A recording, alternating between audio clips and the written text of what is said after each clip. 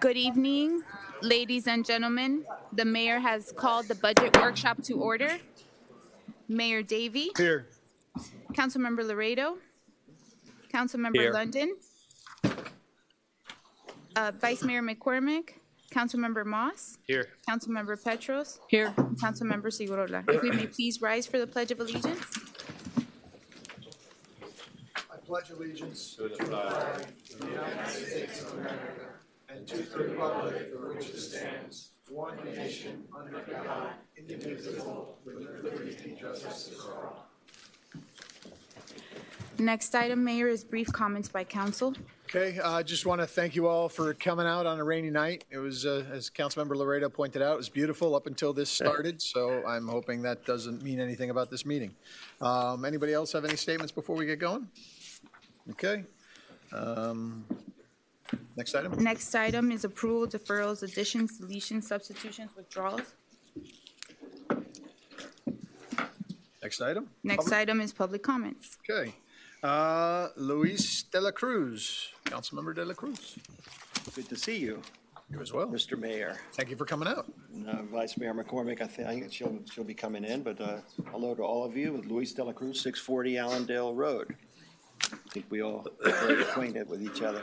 I come here to speak to you about three items that I want you to please do your best to keep in mind when you're in this very important budget process that we here really appreciate so much that you undertake every year.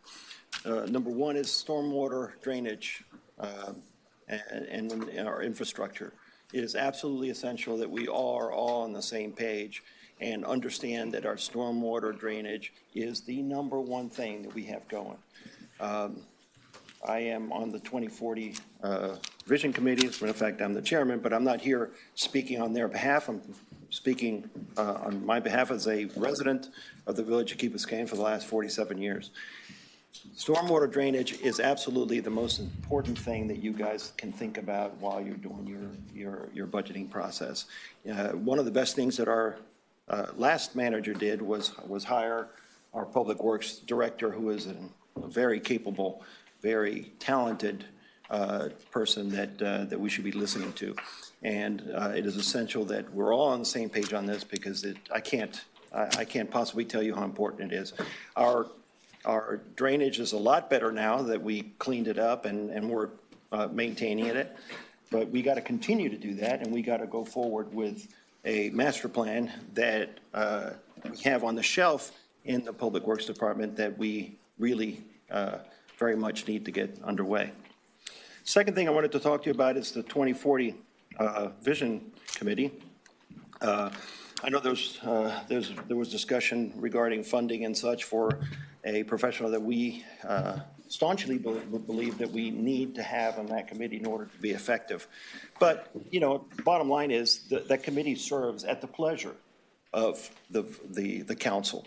We exist only because you wanted a committee of that sort. And as a matter of fact, I think this idea of the 2040 committee came from the last council. So I'm not even sure that this particular council weighed in on it. And maybe you need to weigh in on it and see and convince yourselves that you really want us to do the work that we are trying to do. But without the help of a professional and without the funding that we suggested we needed, we can't do that work. And frankly, we might as well not be a committee. So maybe you need to take a step back, talk to each other again, decide that this is an important thing. I can tell you this, whether it's through a committee or just you guys yourselves making the decisions with regards to a 20-year plan, it is absolutely essential that we do that. Okay, so I'm not here pleading for hey, you know, keep us going and get us money. I'm here to tell you that it's absolutely essential that you have a plan, that you have so that every time that you meet out here, there's something that you're looking at and saying, okay, we're trying to get closer to this. And how do we get closer to this? By doing this. And the 2040 committee was going to put together, you know, through meetings and charrettes and different things, with all of our residents in the village of Key Biscayne, what the village of Key Biscayne feels is important for the next 20 years. Not what us 11 people who meet feel is important, but what the village of Key Biscayne feels is important. Now, that doesn't mean that we have to do it. You might decide to do it yourselves, if that's what you want to do. There's 11 very well-meaning people on this committee that are very, very much interested in helping out. But I understand. Maybe you all don't feel the same way that the last council did. Maybe you want to go a different way. Any way you do it, please, it has to happen. It has to go forward somehow. And, with a professional, we will do it for you.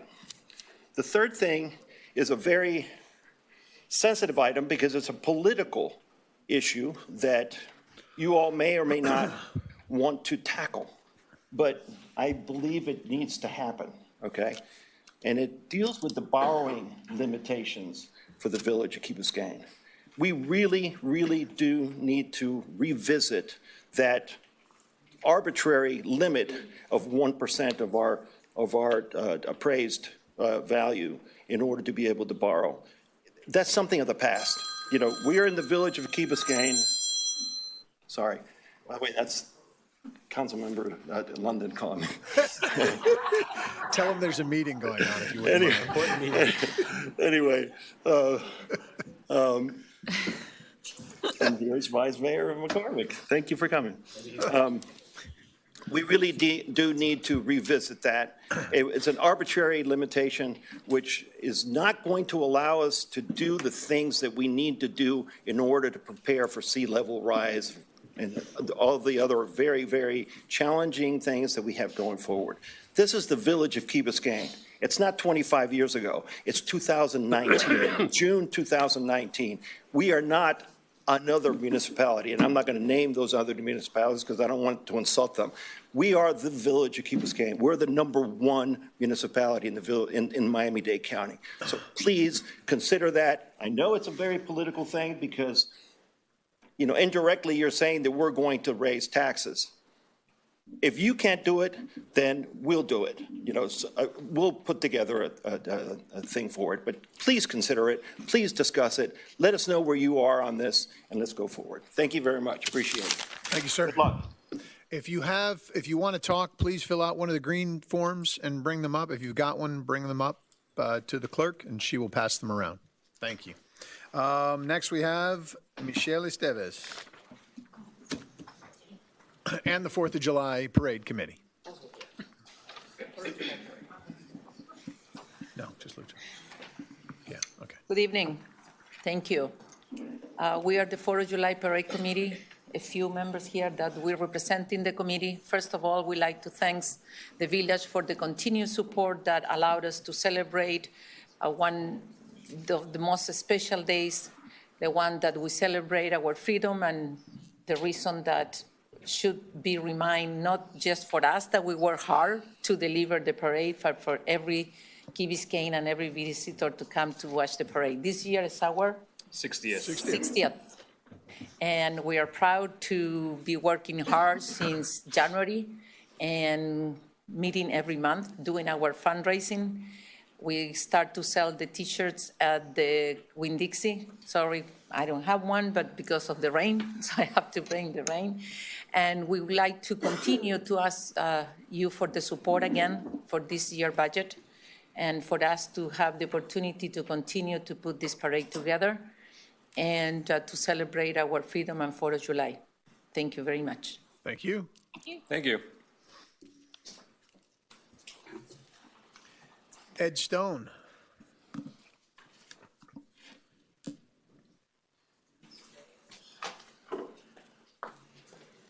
Good evening. I'm representing the Ask Club, and Bobby Savage is with me. First of all, you've all gained 1 year. Have any of you joined the Ask Club this year? Anybody over 50? If you did, you're automatically a member. It's free of charge. It's just a happening. But we'd like to thank you for all that we've done. We have about 3,500 seniors on the Key, and basically you're allowing us to have $10 of the village money to help supplement our programs throughout the year. We now have about 21, 22 different programs that we're offering, and we are keeping people on the key. So we don't have any realtors on our board, although I have a license, but we're doing a good thing for the key. We're keeping people here who have made contributions and continue to make contributions, and we thank you very, very much for your support. So thank you. Thank you. Thank you both. Okay, Mr. Bob Brooks.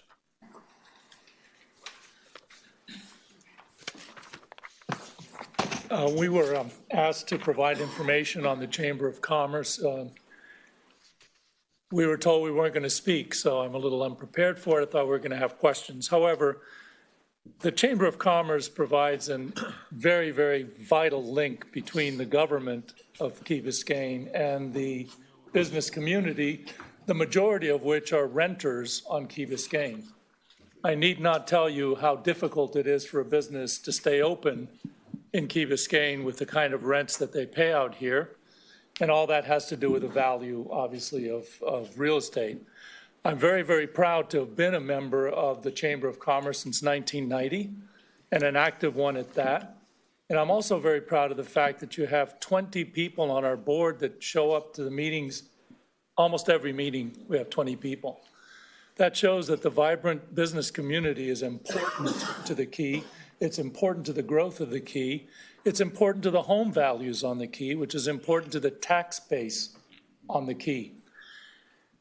Our 2 staff members are doing an amazing job of getting the word out, of helping businesses, of propping up their ability to do more marketing and more outreach to the kind of people that they need to bring in. We're also doing a lot of events that do outreach to the business community, and we want to continue doing that. Years ago, we entered into a public-private partnership between the Village of Key Biscayne and the Chamber of Commerce. That partnership was forged, I think Ed Stone, if he's still here, he was on that committee way back when, because the village didn't want to have a large department that dealt with economic development and outreach to the business community. And we filled in that gap. We filled in that goal and have done so very judiciously and very aggressively, managing the monies that are provided by the village, which is about 1/3 of our budget. With that, we've been able to do amazing work. If you look at our website, you also get a quarterly report under our agreement that I think is very, very comprehensive on all the activities that the Chamber has done. And we encourage you to continue to support the efforts of the Chamber of Commerce. Chamber of Commerce is the first stop for everybody that comes to the village. They pop in there, we make sure they get to the right department, but we also answer questions, and we also tell them about businesses and start to share the information about the businesses on the Key. I think without a vibrant commercial corridor, all communities fail. And if we have a lot of shuttered businesses in this town, it's not going to look good for anybody. Plus, services won't be delivered right here on the Key by local merchants, by local businesses, by local people. And that's what our aim is. But we're using 21st century technology to do so. And part of our budget request will address those issues in terms of our improvement in that area and being able to do more outreach than we have before. So again, I'm very proud to have served as treasurer for a few years now, and also as a board member for the last 20 plus years, even though I'm not a resident of Key Biscayne, which I think is a big nod to Key Biscayne. It's a vibrant, exciting community, and I'm glad to be a part of it, especially sitting as an active member of the Chamber of Commerce. Thank you. Thank you, Bob. Rumia?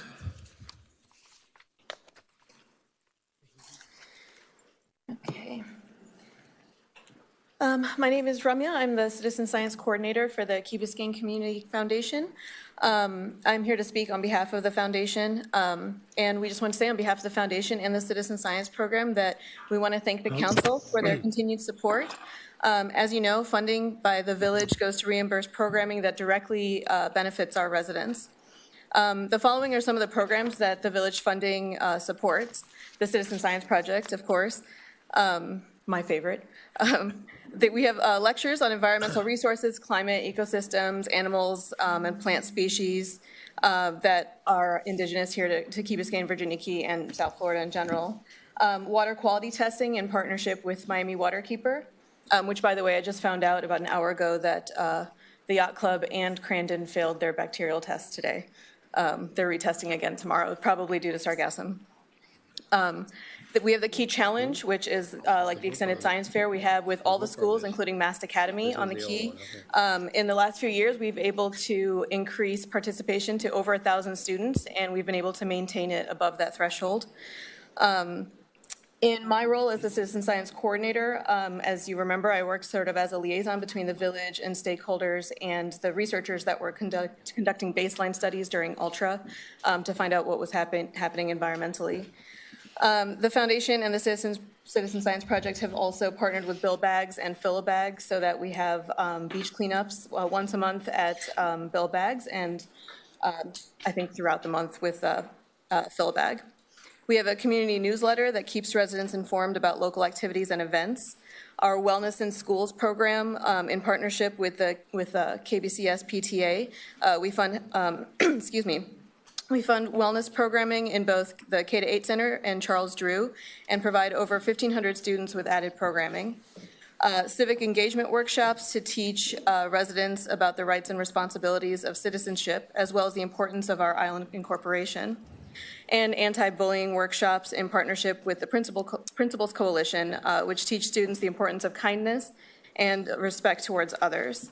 Of course, we do have other programming that we're not reimbursed for, like the public transportation, freebie on demand and the circulator.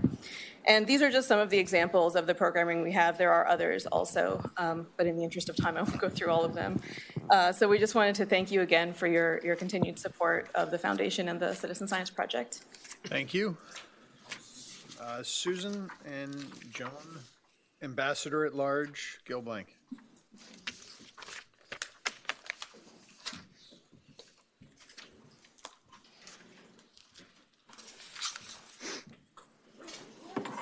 Did the others come?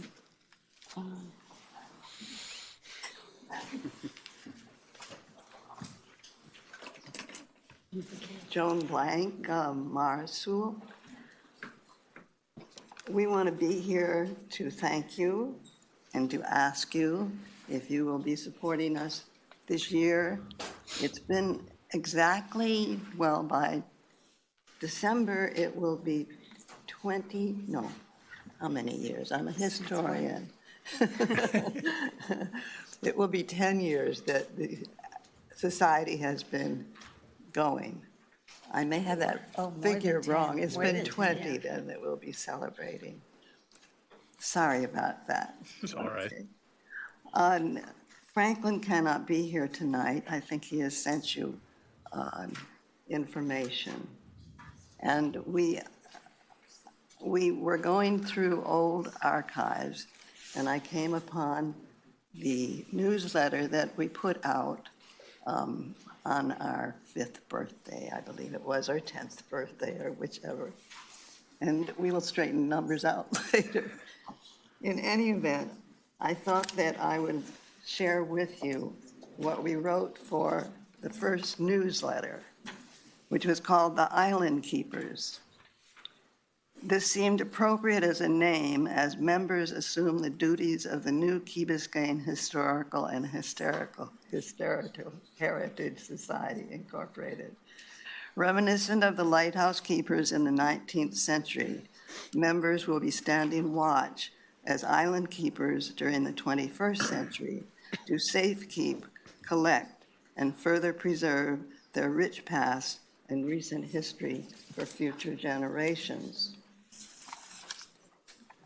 This came out in December 2007, and it was January 2008 that we celebrated an anniversary. I believe there is an urgency here to continue the Heritage Society, and we would like to just say a few words tonight even though I have reached 92 and my voice is reflecting it. So, Prudence. Well, just the importance of the society in archiving the records of the island and the people who've lived here and events that have occurred. And recently, we did videotaping history of some of the very elderly on the island, including Mr. Gordon Reed, who is a World War II Pearl Harbor vet. And so we've documented his life and the family's life. And we are now working with the Key Rat Reunion and gathering immense, this is Susan Loveland, who is a key person from the 50s and is really spearheading that. So there's a number of things we're doing on a lot of different fronts for the public and for gathering and maintaining the history and heritage of the island. And we truly appreciate all the support and the support of the foundation, and hope we can continue in our endeavors. And I think that's. You want to say something? Okay. Hi, my name is Susan Loveland, and I've known the Gil Blank family since I was little, very small. My family moved out here. My dad bought one of the first Mackle houses on West Enid Drive back in like 1950, 51. We lived out here 41 years. My parents have passed away. I currently live in the Gables and am newly retired, and I have a very keen interest in Key Biscayne community affairs and the History Society, and a particular area of interest in amassing historical photos for the History Society. And I'm fascinated in the Heritage Trail that was spearheaded by Mrs. Gil Blank. So thank you very much. Certainly. Yeah, Vice Mayor. Thank you very much. Susan, I just wanted to say it's really nice to meet you in person. I follow you on Facebook, and I did not get to grow up on the Key, but I love all the things that you post and all the pictures, so keep them coming because they're really awesome. Thank you so much. Thank you very much. And we hope she'll be working more with the History Society. Great. Thanks. Thank you. Okay. Clerk? Next item is budget presentation. That would be the manager. Okay, good evening. I would like to start by thanking the council members for the time that you spent with me in the briefings and the feedback you've given me. I really appreciate that. I'd like to thank all of the community groups and partners for working with us on, streamlining our process a little bit. Thank you for the documentation you provided. The council has all the material that you've provided, and we thank you for your service. So, without further ado, this evening I'm going to go through some of the accomplishments that we've accomplished in this existing fiscal 19. We're going to talk a little bit about the different revenue sources that the village has. We're going to talk about some of the major budget drivers, some of the management decisions, some of the impacts that are really causing change going into 2020. We're going to reflect a little bit on what level of service means and what the level of service we are currently delivering, and hopefully we'll get a sense of what the council's expectations are of us. We will also go through the community groups and board budgetary requests. We'll reflect on the strategic business plans. The council retreat happened a few weeks back, and we came out with some good outcomes, and we're going to look at some of the business plans and funding associated with those strategic asks, and then we're going to talk about the zero-based budget process and what we need to do to be able to implement that moving forward. So some of the accomplishments that we've had early on, we presented to the Crandon Park Master Plan Amendment Committee. This is an opportunity we're pursuing in coordination with Miami-Dade County to acquire additional fields at Crandon Park. The undergrounding task force has delivered their final report to the council. With regard to beach maintenance, we have processed a contract amendment which saves about $30,000 a year while also enhancing our service level by maintaining the beach not just 5 days a week, but also on weekends, 7 days a week. We have a contracted CFO position that has helped us secure our financial accountability and provide oversight to the organization. We adopted a Crandon Boulevard pedestrian safety study. The data showed that on Crandon Boulevard, we had 6 times the pedestrian and bicycle accidents than a road of that nature should. And so we have a plan in place that we hope to fund and implement. We've also adopted a fleet management policy, which creates a more transparent process and normalizes the annual cost of the fleet and maintaining the fleet, and will also reduce the maintenance cost by maintaining the fleet on a regular basis. We also, for the employees, we've changed our retirement plan record keeper, which saved the employees anywhere between 40 or 50% on fees that they pay. Ultra is not returning to Virginia Key, which we are very happy about. We have begun negotiations to improve and enhance the library system services for the village. We are currently providing quarterly budget reports, budget to actual reports, which does enhance the accountability and transparency of our financial situation. We are happy to also report that we have increased the investment income. We're paying more attention now to our investment portfolio, and we anticipate additional revenues to the tune of $170,000 additional, bringing our investment income in year 1 to about $200,000. We obtained our permit for adaptive signalization, so you should see some movement in the field shortly with regard to the lights on Crandon that'll synchronize the lights and hopefully move traffic a bit more smoothly along Crandon Boulevard. We have secured $100,000 in grant funding from the state, and thank you to our state representatives for securing that, and our lobbying team, $100,000 for the green striping along Crandon Boulevard. We've also engaged the University of Miami so that the village can get a better handle on the water quality issues that we've been experiencing. We have also obtained county and state level approval in the event of a catastrophic failure for Bearcut Bridge. We have sketched out plans to deploy a floating pontoon bridge.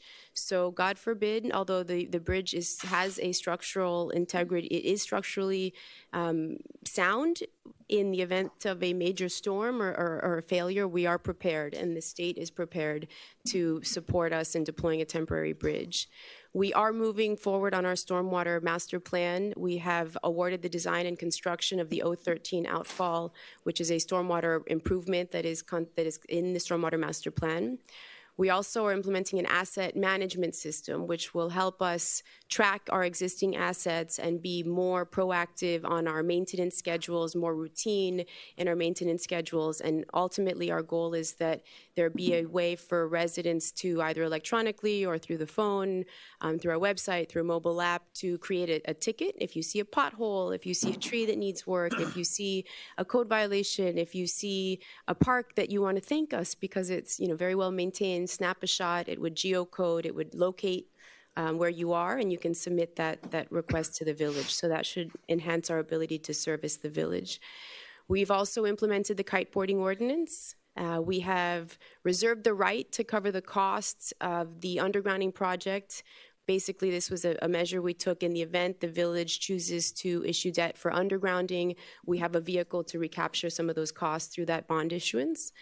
We've awarded some contracts through piggybacks and through competitive processes, both for fire and within the Parks and Rec Department, saving the village in fire equipment up to 40% discounts on their recurring operational equipment purchases, and for playground equipment, about 10% discount for ongoing savings in those areas. We have secured an additional 5 years of play fields with St. Agnes Catholic Church. This was the third amendment to that agreement. We've awarded a competitive contract to Verizon, which basically allowed us to realize about 10% savings in our data plans. We have a electric utility franchise agreement with FPL that will basically double the revenue associated with the franchise. We've implemented a fleet-wide GPS and RFID system. Basically, what that is going to do, it ties each vehicle to the gas card, and so it puts certain controls on the vehicles and the fuel that we use, and it's all technologically based. We also are, as of this last meeting, the council approved the school board agreement. We are going to present to the school board on the 19th. Hopefully they will ratify that agreement, which will result in additional capacity for the playing fields at the K-8. Once those fields are lit, we'll have additional play fields in the evening hours. And the second step of that agreement would be to implement another element of our stormwater master plan, which is the pump station outside of the K-8, as well as resolving a water and sewer issue that the school board is experiencing. We also concluded an IRS audit that resulted in a settlement, which we initially were exposed to $92,000. We negotiated down to $34,000. And we have named the park at Hampton, 401 Hampton, Hampton Park. We've reduced our reliance on consulting agreements, in particular some of the landscaping, purchasing, and some of the reports and the sustainability reports. I will tell you there is still work to be done, but a lot of the reports that we're getting that we're now actually implementing, and I thank D Squared. We're happy for that work. We also have achieved efficiencies within the stormwater and zoning departments, resulting in a reduction of part-time employees. There was some redundancy and some duplicate work that wasn't efficient. So we've achieved those efficiencies there. We had one IRS audit in the finance department where we had a contracted position that we have now converted to an employee, the comptroller, which is a mission critical position for the organization. His role is to basically be, back of office, making sure that every dollar is properly booked and accounted for. So that's a tremendous asset to the village. Any vacancies that we have opened that have become available, we have filled those vacancies at market rates. So you'll see through attrition over time, some of the salaries for the employees are going to be competitive with the industry. We also have achieved efficiencies in the building and zoning department. We have combined, there's one director now that is supervising two departments, so that position has been eliminated. And we have also restructured the code compliance division. I'll take a moment to say that I know there's a lot of buzz going on in the community, and I think the 3 employees that were part of the Code Compliance Division have bright futures ahead of them, and they will be fine. We are custodians of taxpayer dollars, and we do need to be responsible. And over time, the division had grown in staffing beyond the need of the village. So it was a good business decision, and we wish them well, and they'll be fine. So basically the total functional salary savings in year 1, $338,977.67. So I thank the council for authorizing all of the changes that you have, and I think you see the fruits of your labor at work. So we're on the right track. A little bit about... Madam, because there's a lot of... May I? Yes, Vice Chairperson. It was not an oversight. Perhaps it's for the people to understand. Almost $339,000 is on a functional salary, not the other revenue or savings in those 4 or 5 pages. It's all of the changes we've made through all of the workforce analysis. So it's the combination of some of the public works consultants, the landscaping consultants, the comptroller. I understand that. My point is the efficiencies that we have accomplished under the direction of this council through your management are more than $339,000. Yes, sir. This is just the salary these things to be said, because otherwise people don't get it. That is salary savings for a series of things you outline. And on top of that, we have substantial efficiency built into the system because we're watching out for every dollar that you contribute from your hard-earned income. And a clarification, maybe you have a reason for it, but we received a check with U.S. dollars for $800 and some thousand from the state legislature for the Hampton Park. That's not included in this thing. So I didn't take credit for that, and it was I didn't want you to take credit, but people need to know that we have folks we receive and deposited, and it cleared $800,000 that went to pay almost 65% of the now named Hampton Park. And that's not in this report, but that's a significant number. I think and thank you for what you've done, and Todd was instrumental in that, and of course our state legislator. Thank you, Councilmember. Councilmember Petros? That money then sits in our land trust fund at this point. It doesn't go towards operating expenses, correct? for further clarification. Thank you. Okay, so in the general fund, these are sort of the buckets of revenues that the village receives. So we have property taxes. Everybody's aware of property taxes. There are 3 types of utility taxes that the village receives for energy, water, and gas. We also receive a communication service tax. This is basically on any landline data transmission on your AT&T bill, your Comcast bill, your CST communication service tax. It's a revenue that flows through the state that comes to the village. There are also revenues associated with licenses and permits that are issued. One thing that we're monitoring very closely is the building permit fee schedule. So one thing that we'll be reporting back on in the budget hearings is how we're performing on the building permits and the revenues and the expenditures associated with that function. We also receive franchise fees from the electric franchise fee agreement that was just recently passed. Intergovernmental revenues, the village receives, there are about 6 or 7 different state revenue sharing programs. In general, the intergovernmental revenue is an indication of economic health on the statewide level. And so we'll see some, at this point in our revenue projections, we have not yet received the numbers from the state, but as soon as we do, we'll update our revenue projections. So for the time being, we're using last year's numbers. There are fees for services. So when you get a membership at the community center, there's a fee for that. Some of the inspections that you may require for fire, for building, there are fees for those services. Fines, forfeitures, and other revenues. So there are some fines that are generated for noncompliance in certain areas. It's not a big dollar amount. In the presentation actually that had been initially published, the fees for service and the fines, forfeitures, and others, those 2 numbers they were incorrect in the PowerPoint. So a supplement has been circulated and either will be posted on the website or is posted on the website. So you'll get the accurate numbers. And then another revenue source is the interest income, which we reflected before was about $30,000, and now we're expecting about $200,000 in year 1.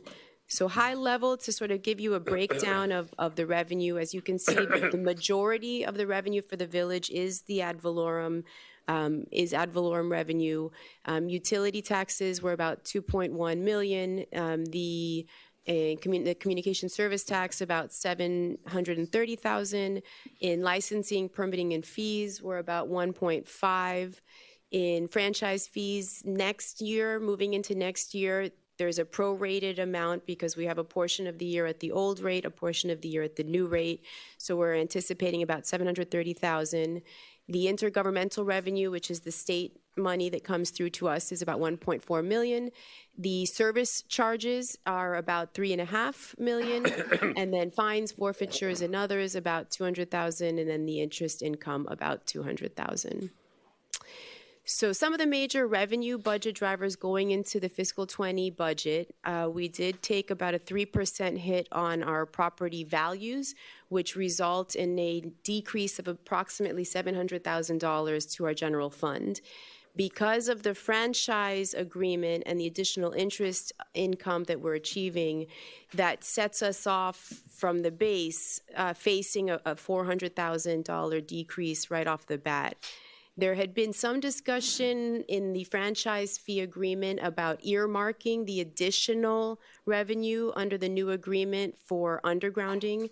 So that's something perhaps we can, get some feedback on. Right now, we do have that as a separate line item. So if we want to formalize that going into the budget hearings, we can properly segregate that money and earmark that for undergrounding if that's the will of the council. So there are also some accounting elements, best practices that we wanted to make the council and the community aware of. There are certain revenues that have an offsetting expenditure, so it nets zero, but it is, I wanted to reflect this because it really, when you talk about our core services, it's important that we all know what we offer, what services we offer, and by including it, you will now it will help frame some of the services that we provide that consume some of the resources of village staff. And you'll also see the offsetting expenditures. Some of the examples in that include fire inspection fees, some of the public records requests, police off-duty and special detail, the golf cart registration, public works fees. So for example, if there's an approach, if you're doing a building permit for an approach, the portion that crosses the right-of-way has a public works review, and that has a public works fee associated with it. Lien letters that we process when you buy a house and you want to find out if there's any encumbrances on the property, we process those lien letters. Property maintenance fines, not a lot of money, but there are some instances when citations are issued. And then red light cameras, which is a program that essentially passes through to the state, but it does consume some of our officers' time. And the aggregate of all of those is about $250,000. One thing I also were doing this year that we hadn't previously done, so compensated absences. So when an employee is hired, there are certain leave banks that are eligible. You have sick time, vacation time. Those employees own that time, and we previously had not been budgeting for the payout of that time.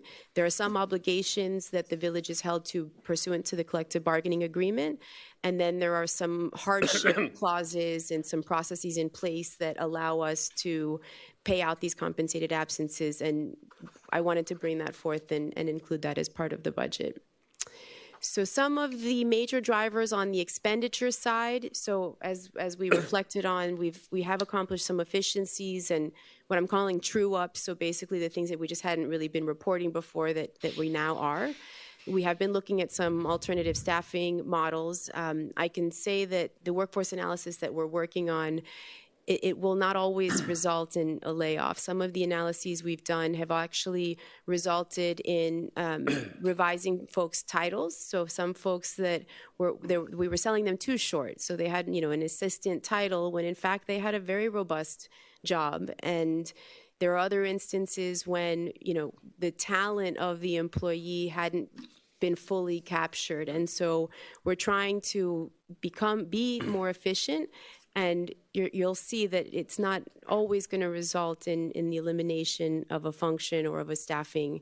I commend, in the Parks Department, Mr. Hofferberth has managed in this budget, we're freezing an existing position. There's a vacancy, and we're going to give it a year. We're going to see if we can manage with the existing resources to allow those employees to grow and not hire that position. I commend Chief Lang. In the Fire Department, we looked at, we have a very good relationship with the City of Miami for supplemental support, and he brought up the idea, well, maybe City of Miami can help staff us and help cut down the cost while maintaining our level of service. And so it came back more expensive than what we're currently offering, but I think we're looking, we're trying. We're also really looking forward to the savings due to negotiated competitive contract awards. We have some procurement priorities. A lot of the contracts that we have in place have been sort of legacy contracts. They've been in place for a long time, and I think it's appropriate for us to refresh the pool and put a little bit of, open up to competition and get some vendors to compete for the opportunity to do business with the village. On the increases to expenditures, we talked about the compensated absences, so that previously hadn't been budgeted. That's a major driver you'll see going into fiscal 20. And then some of the community groups and boards, and thank you again for being here this evening. There are some asks there, and I will point out that, and we talked about this in our briefings, the events and these groups and these boards, really the volunteerism, it creates the spirit of Key Biscayne, and we're deeply appreciative of that work. With regard to the collective bargaining agreements, I think last year that was a big topic of discussion as those agreements were ratified. We took the hit last year. I'm happy to say that this year things have normalized. You're only going to see modest increases due to, the routine step and merit increases that you would expect, but it's not a major issue at this point. So at this point, we have received the departmental requests to my office. We are reviewing what has been presented. At the end of this process, the manager, I will present to the council, the manager's budget. So at this time, I've had the opportunity to work with some departments on some of our details, but we are not yet complete with that work. So at this point, with the explanations we went through in the briefings and what we have now, in essence, the revenues over the expenditures were starting out fiscal 20 with a deficit of about $150,000. I do believe through the additional contract, the new competitively awarded, once we competitively award contracts, and there are some just day-to-day operating efficiencies that we're achieving, I think that we can, over the summer, work through absorbing that deficit. Notwithstanding, we went through a very humbling exercise. I went with staff and with some of our vendors out in the field and some of our residents as well and some of our board members, and wanted to get a sense of what the village experience is with regard to what we see, what we feel, what we have out in the field, and get a good understanding as to how acceptable or not the level of service is to the council. So some of the examples that came up. So these are the stairs on the community center. We could pressure clean them. When you look at it, it's one of those things, it's a Class A community center. And if you're there every day, you may not notice. But if, in the picture, it doesn't look great. So if we wanted to epoxy and reseal and change the material, there's an additional cost for that, perhaps, a couple of $1,000s.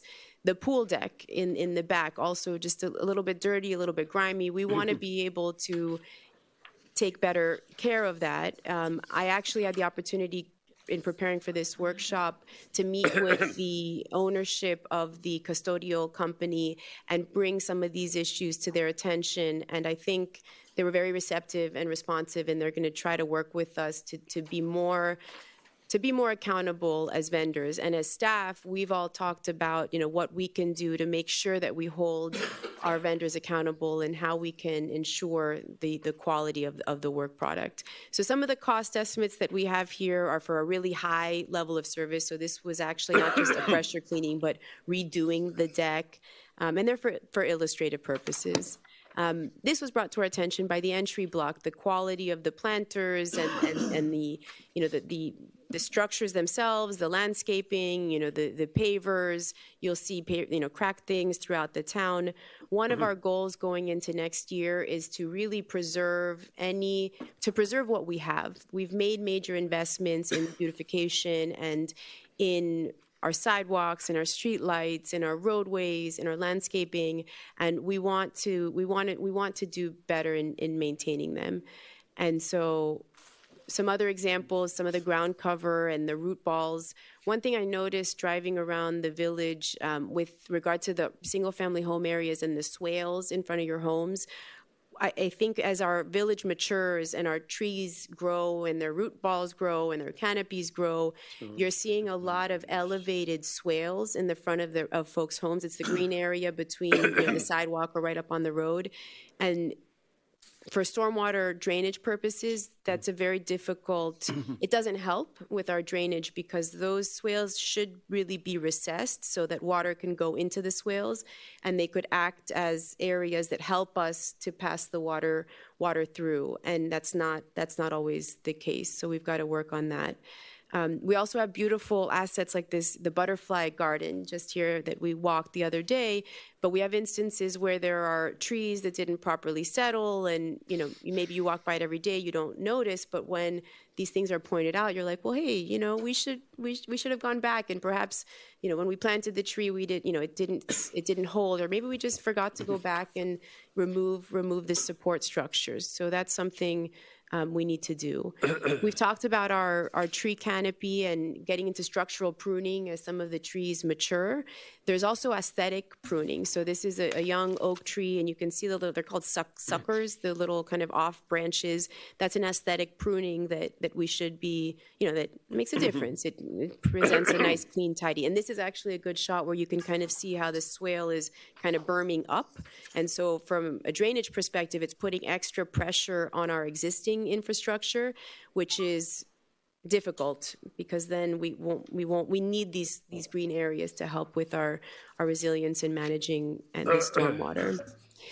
There are some areas, some of the circles around these two images were over on Harbor, where we have these circles with the pavers, and we didn't nail it with the plant cover, and then the ground cover sort of faded out, and then the light didn't work, and then the light kind of got knocked over, and then it just sort of becomes this area, and we were like, well, we want to do better. We want to invest and try to preserve those things, and it'll not just be staff, it'll also be the vendors.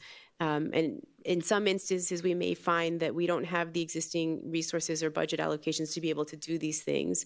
So I wanted to sort of point out the level of detail that we're trying to focus on.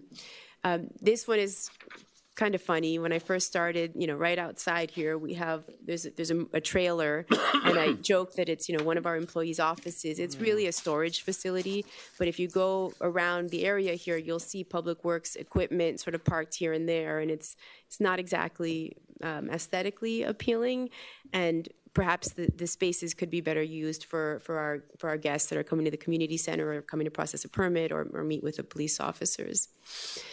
So. And then also, some of the paved areas, some pavers are being kicked up, and obviously from an ADA perspective, it's important for the village for liability purposes, that we maintain things properly, so we have a pretty quick turnaround time to be able to address trip hazards.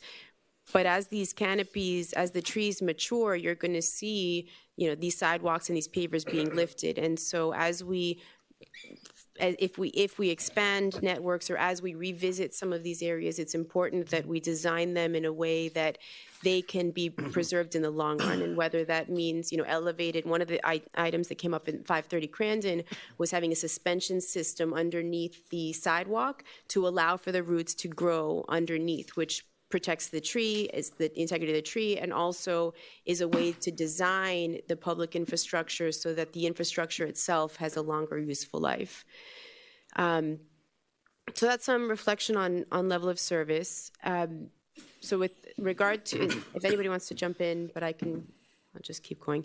So with regard to community groups and boards, so one thing that last year going through this process, I realized that we have all of this excellent civic engagement, but it was sort of peppered throughout the different budgets, and I thought it would be helpful to the council to put everything sort of in one place. And so what we did was, right now, for purposes of this evening's presentation, we broke out the boards, which are advisory to the council, and where we can reflect on what last year's budgetary request was, and then what the request is moving forward. In the briefings, we all talked about these. I think some good ideas came up, and when the council moves to discussion, I think we'll hear some of those ideas being discussed.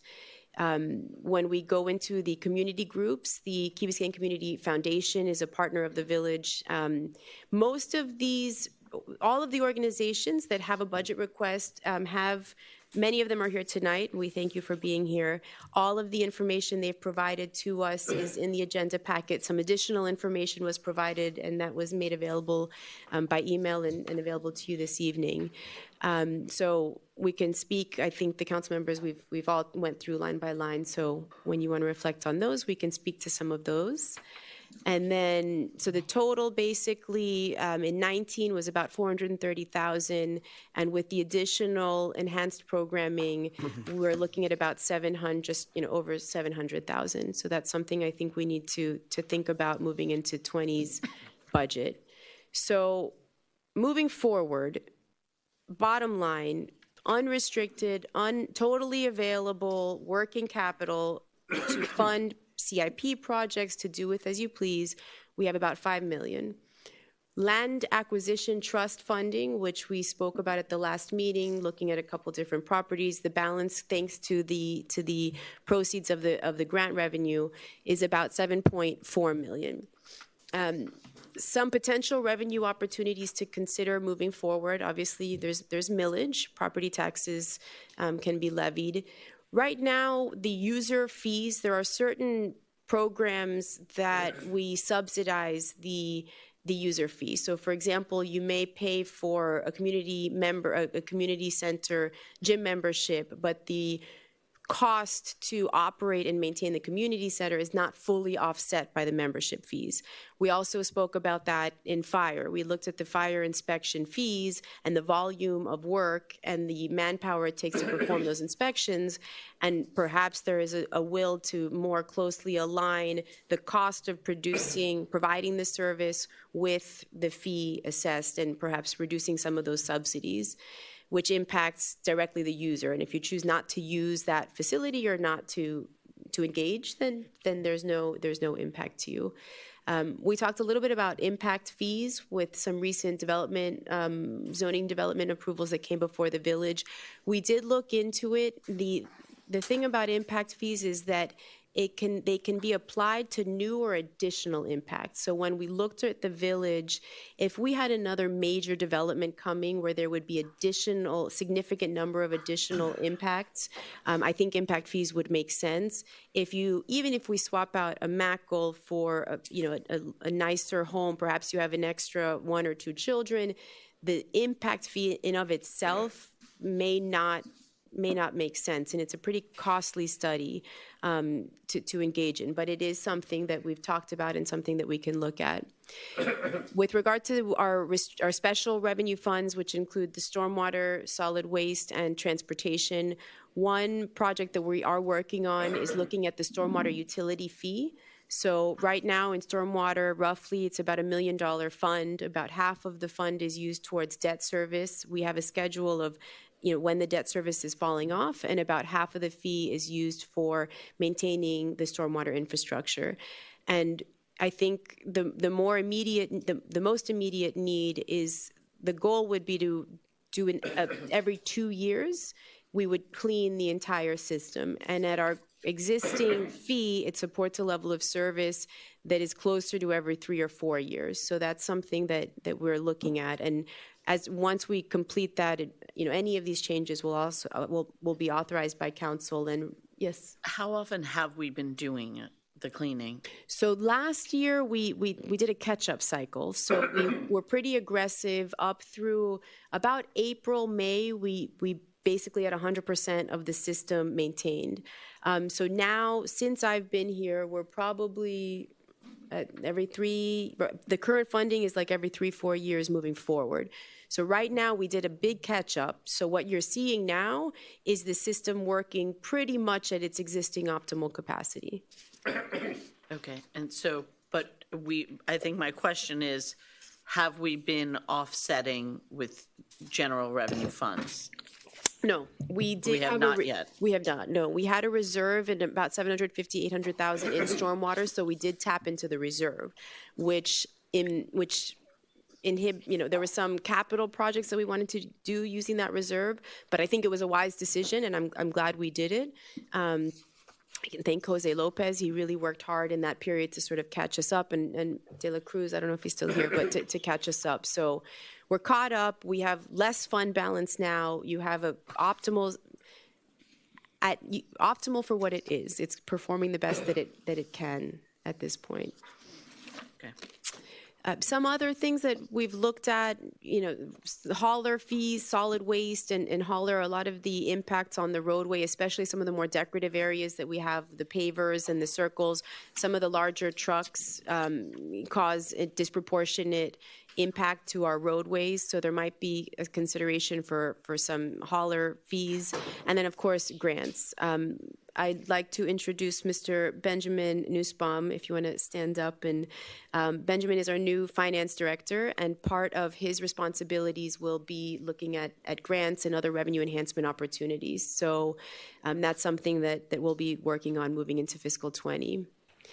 Beyond that, there is always the opportunity to issue debt. In the supplemental package that we gave you, I think it's page 78, there is a chart that basically shows when the debt is falling off and how our capacity will change over time. So that's always an option to the council. So notwithstanding where we are on our operating budgets, the departments have made their requests. I need to work with the departments. We have some phenomenal asks from our community partners that we need to address. At the retreat that we had with the council achieved consensus on 3 goals and 3 top objectives within each goal. So on May 18th, the main question we asked ourselves was, what does this community need? And the answer basically set our top 3 strategic goals. We want to have an efficient government, we want to be resilient, and we want to preserve the quality of life of our residents and the businesses and visitors who come here. In the briefings, I had an opportunity to discuss, what does efficiency mean to each of us? And I think that's something that we can reflect on this evening.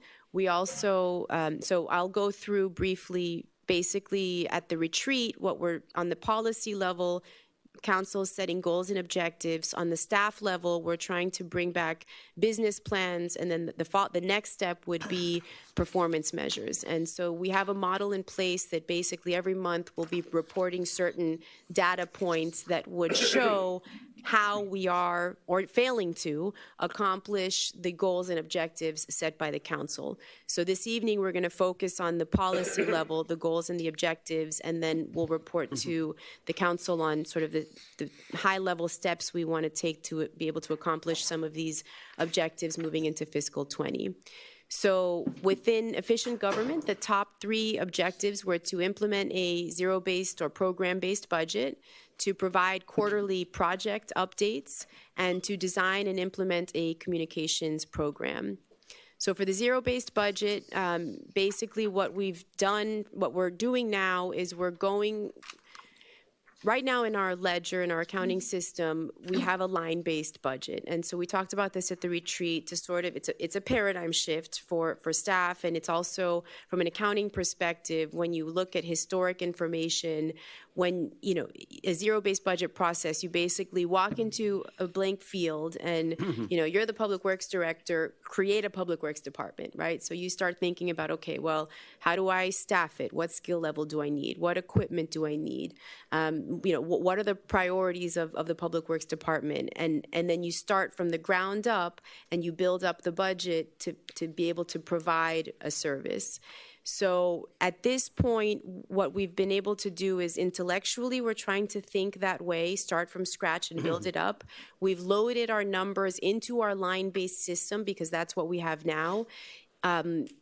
When we get into the different programs as we've defined them, I want to make sure that we got the right programs. And assuming that we do, over the summer, we'll work to map from the line item budget and reflect on, did we in fact start from 0 and build up?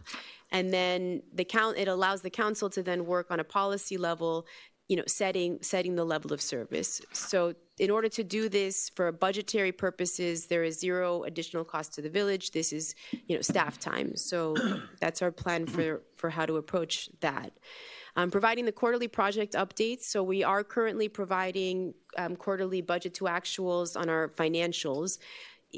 It is not difficult for us to introduce a section that would look at the capital projects and have, an Excel worksheet that would kind of call out where we are and what our progress is. The real solution, though, is to have, we need to have a better financial accounting system. The system that we have now does not have the capabilities that we need. We've had it for a long time. It doesn't have document repository to be able to keep track of the documents. It doesn't allow us to account for grants and process purchase orders and issue work orders and requisitions. So there's a tremendous opportunity to enhance our systems and controls, and we need to acquire a financial system in order to do that. We did initially have the $200,000. We did find a couple of piggyback options where we can basically take another city's financial system, drop it into the village, and then go live with it. So I think 200 is high. I think we can actually probably get something for less than that, but for the sake of this discussion, we're using 200,000 at this point for the permitting system, for the financial system, excuse me. With regard to the communications program, so in your backup on the supplemental backup on page 77, we get into the detail of what went into the communication program, the council has been very, very clear that we need to do better at, promoting the accomplishments that we've made and getting the message out. And so we took a pass at the communications program, and basically to kind of break down what the elements of the program are. We want to make sure that we want to expand our reach in social media. So my goal is that every resident within the community, that we have a direct line of communication. So if your preference is text message, if your preference is email, if your preference is, a door hanger, if you like to get information from the front desk at the community center, if you want to call, whatever your preference is, we want to try to cater the program to that. And in order to do this responsibly and for data retention purposes and public records, the 65,000 recurring, I'm going to go through the components of what is included there. So there's a data retention tool that we need to implement for our social media platform. So that's an annual recurring cost of approximately $5,000. There are certain functions that can be done by staff that we don't need existing money if the function is properly staffed. So, for example, posting of routine operations. So we have a road closure, there's a WASD project, there's a traffic backup, whatever the incident may be, that's a staff resource, so there's no additional cost. We want to develop, we talked about stewardship content, so the Did You Know campaign, public service announcements. We did one public service announcement, I don't know if you had it was great. I'd like to thank Manny and the videographer, they volunteered their time. We basically just paid cost. When we were experiencing the litter on the beach, instead of, the way we approached it is we put together a very happy, friendly kind of, public service announcement that basically said, this is the impact of the litter. Remember to pick up after yourselves. And I think it was very effective, and we got some really good feedback. So assuming simply the cost, assuming we do one public service announcement, and this would be for Channel 77, for Facebook Live, however we want to do it, I assumed $500 basically for the cost of production once a month. So that brings us to about $6,000 for the public service announcements. One other thing we had talked about, your tax dollars at work. It's important that the community is aware when we make investments that we let Hampton Park is here, the park, the beach park is here for you, the park by the library is here for you. So one thing that has come up often and that we took a first stab at, and I'd like to thank Jenny for doing some of the preliminary research on the website. So we came up with the recurring, so there's going to be a one-time cost for getting on a new platform, and then I included in the recurring amount, I assumed 10% of the annual cost for the licensing. Many of these tools are moving more to a subscription based, so there might be less of an initial capital outlay, and we might just find ourselves in a cloud-based system where we can have a subscription for a website, but that's something that we need to do. We need to manage the content on the website. And then one thing that I've included in here, we've received complaints about our customer service with regard to answering our phones. And I've experienced it myself. I've tried to get a hold of folks, and it's been difficult. And so I included $10,000 because a couple things. We need to have some accountability. And what I wanted to do, what we've been trying to do, and we haven't quite been able to get there yet, is have a call reporting software that would basically allow me to look at our phone lines. Are we answering the phones? What's our answer rate? What's our failure rate? So if a phone rings, 100 times, 60 out of 100 times we answer it. And that'll give me an indication with that data, are we properly staffing the phones, right? So that's something that I think we needed and I think falls into being effective in communications. We also included some nominal amounts for perhaps some advertising if we do pop-up park events or if we promote some of the events that the community groups are doing. We included $2,000 for the advertising. Town hall meetings, I think we found those to be very effective, so I included $1,500 for the refreshments, the cheese, the coffee, the bagels, whatever we do to kind of get the word out.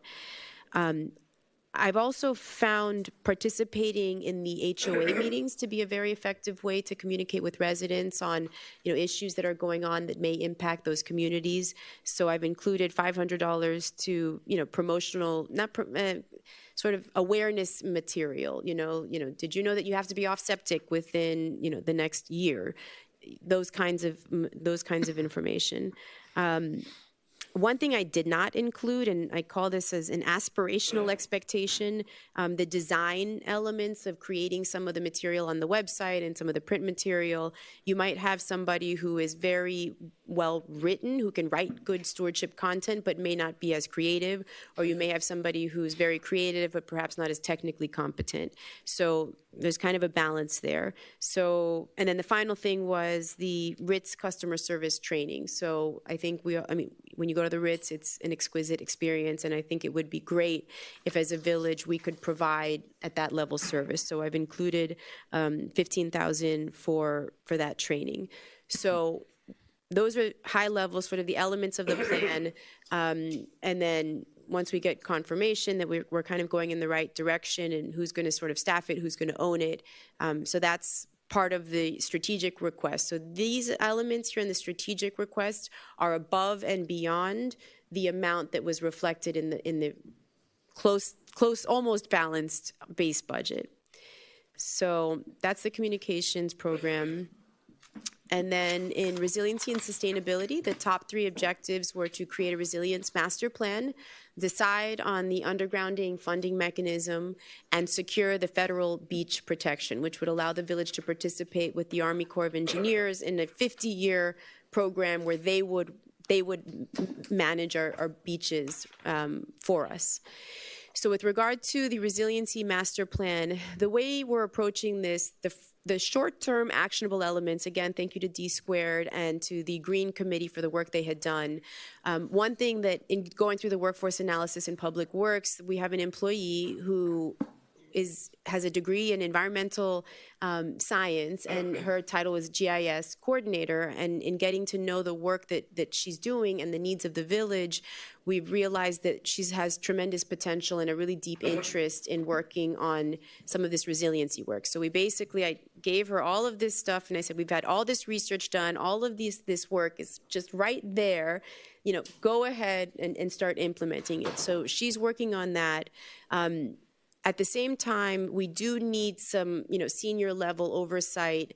And the way that I'm suggesting that we approach this, instead of hiring a senior level person as a chief resilience officer, I'd prefer to grow that from within, but we need to get some guidance to get off the ground. So what I'm proposing is an interlocal agreement with either Miami-Dade County or City of Miami, Miami Beach. I have reached out to Miami-Dade County and Miami Beach. Both are interested in working with us to come up with the resilience master plan, to leverage their skills, let us know what's worked, what hasn't worked. And then basically some professional development for this resilience coordinator. And then our goal would be to present the resilience master plan to the council for adoption. So the funding allocation here, I have $100,000. I don't know yet from Miami-Dade County or the beach what dollar amount they're looking for, but I'm using that as a round number to fund the interlocal agreement so that we can get that chief resilience officer level services from a neighboring local government. And then also there's some internal capabilities that we need to get a better handle on the resilience issues that we're facing. What about the actual master plan itself? Is that budgeted in that $100,000? The goal would be that under the guidance of through the interlocal and with existing staff resources, we would produce it. Okay. We would produce the plan, right?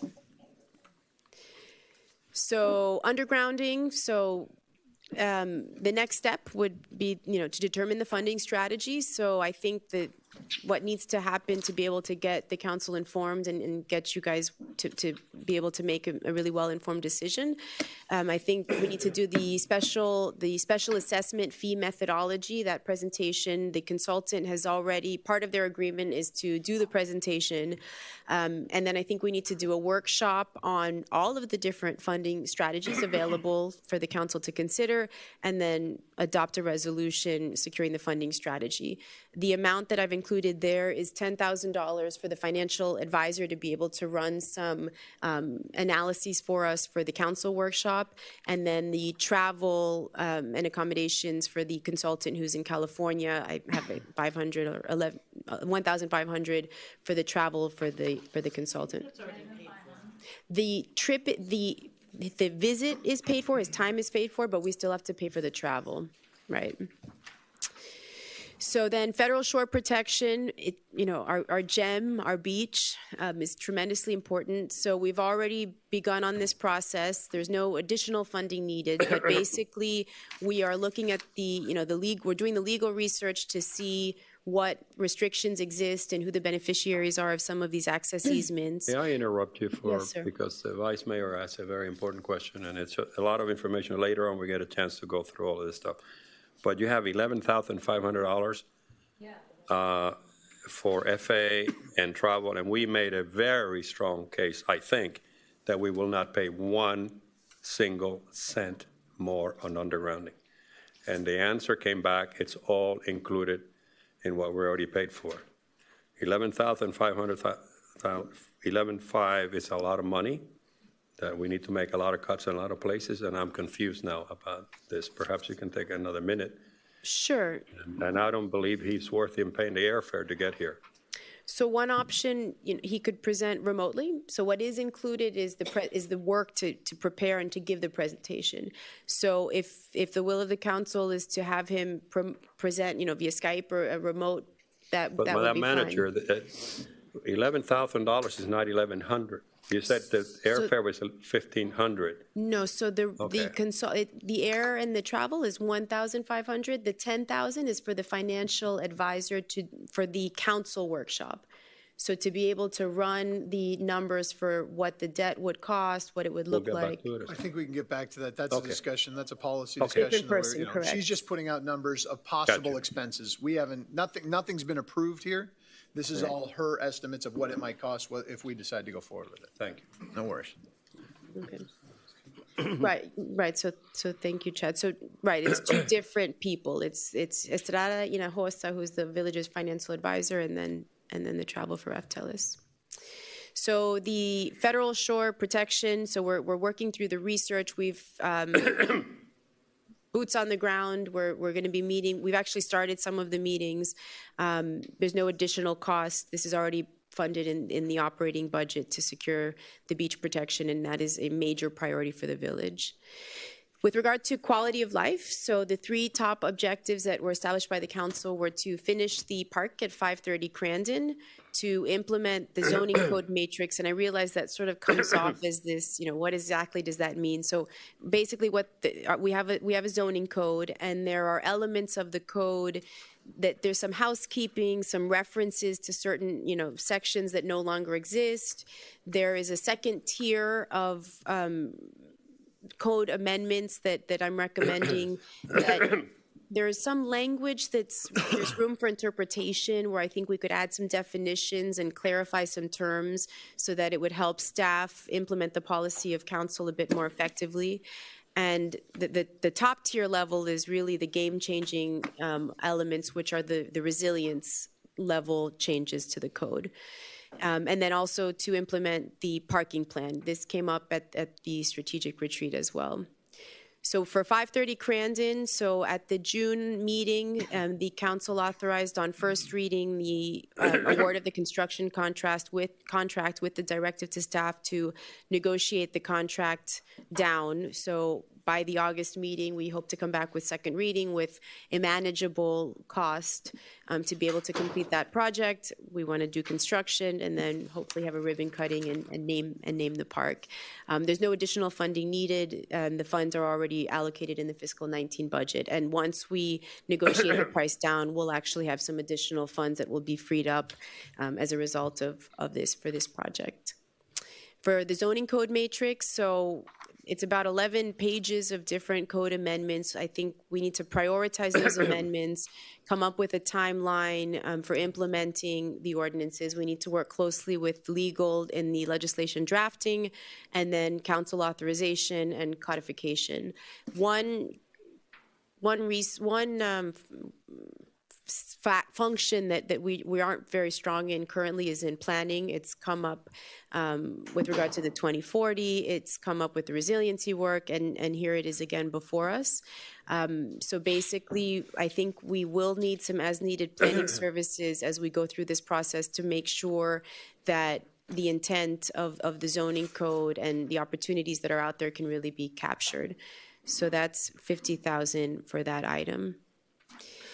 The parking plan, so in the backup material provided, I think on page 76, you can go through the elements of the parking plan. So the majority of this, and I broke it into capital, which is one-time investment, and then the annual recurring costs. So on the one-time, the bulk of the $1.74 million is the parking, the acquisition of the parking lot. And so the way that I sort of structured this in my backup was basically, let's pursue the parking lot acquisition up to a certain date. And if at that point we don't feel that it's going to come to fruition, I think then we revisit the lift system. So at this point, for budget purposes, I included the 1.5 for the parking lot. And then I've noted that if we failed to accomplish that by a certain date, we would come back to council, and then we would perhaps change our strategy and then look at the parking lift solution. I did include the Fernwood parking improvements. So there's some restriping, some different curb cuts, some angled parking that we could do on Fernwood for $220,000 in capital outlay. I used 2.5% of the capital outlay for the ongoing maintenance, which comes out to be about $5,500. So that's part of the $16,000 annual recurring. And then we also included the Village Greenway parking right out here. If we made it one way and created some angular parking there, it would give some additional capacity to the area. And then again, I used the 2.5% as of the capital outlay for the maintenance of that asset. And then the other thing I was thinking about for parking, we're trying to incentivize a park and ride program for employees. And so there are perhaps some opportunities to lease during business hours some parking lots that are a bit further off of the city center area. So that'll free up the parking here for our residents and our guests. And so I included some funding for that, as well as perhaps extending the hours of freebie to be able to shuttle employees to and from wherever we can acquire some park and ride space. So that's the 1.74 is basically the parking lot acquisition, the improvements on Fernwood, and the improvements on Village Greenway, and the 16 is the employee park and ride, and then the maintenance of the improvements that we would be proposing. And then finally, so basically the sum of everything I went through, the one-time outlays are about $2.2 million, and then about $180,000 in recurring expenditures. In the additional backup that you got this evening, the front page of the second tab basically provides you with sort of a schedule of values and corresponding millage, so that can kind of help put things into context for you. But those are $2 amounts that are reflected in that worksheet. So a few things for consideration. We still need to do the 5-year CIP. One thing I've realized, and we talked about this in the last budget cycle, is that we've been a little schizophrenic. It's on me about what we put in CIP and what we don't. And one of the open deliverables that I owe to the council is to come back with a more clearly defined CIP policy. What goes into the capital improvement fund? Because something is capital in nature, it still may be a necessity in our routine operations. So, for example, in this building, we've got a leaky shower pan. And ultimately, if we don't fix that, you're going to get water damage to the roof. You're going to impact our AV system. You're going to impact the lighting system. It becomes a bigger problem. And so I think a lot of what we had in CIP, we're moving towards having that into an internal services fund, which we've talked about. But in essence, what that does is any asset that the village puts online, we will responsibly allocate a fixed amount every year so that when you build a new building, at year 40, you need to do 40-year recertification. We'll be prepared to do that. Every 15 years, you need a new AC. Every X number of years, whatever level of service we determine, you need to refresh a space, right? The community center was a good example where if you go upstairs, you can see where when we did the expansion, you're kind of walking, and then there's this point in which the color on the walls change, the floors change, the window drapery changes. So there's certain ongoing maintenance requirements that are best practice to include as part of our general fund, which basically means CIP really becomes major capital projects, a big old park, a new fire apparatus, a new community center, something, and I think we can talk a little bit about what the dollar amount threshold is. I was thinking, over 100,000 perhaps with, a useful life of, X number of years, something that allows CIP to really be those game-changing projects and then allows staff to maintain and focus resources on preserving the existing assets we have at an acceptable level to the council. Some things that we also need to be aware of, the resilience. This came up at the retreat as well.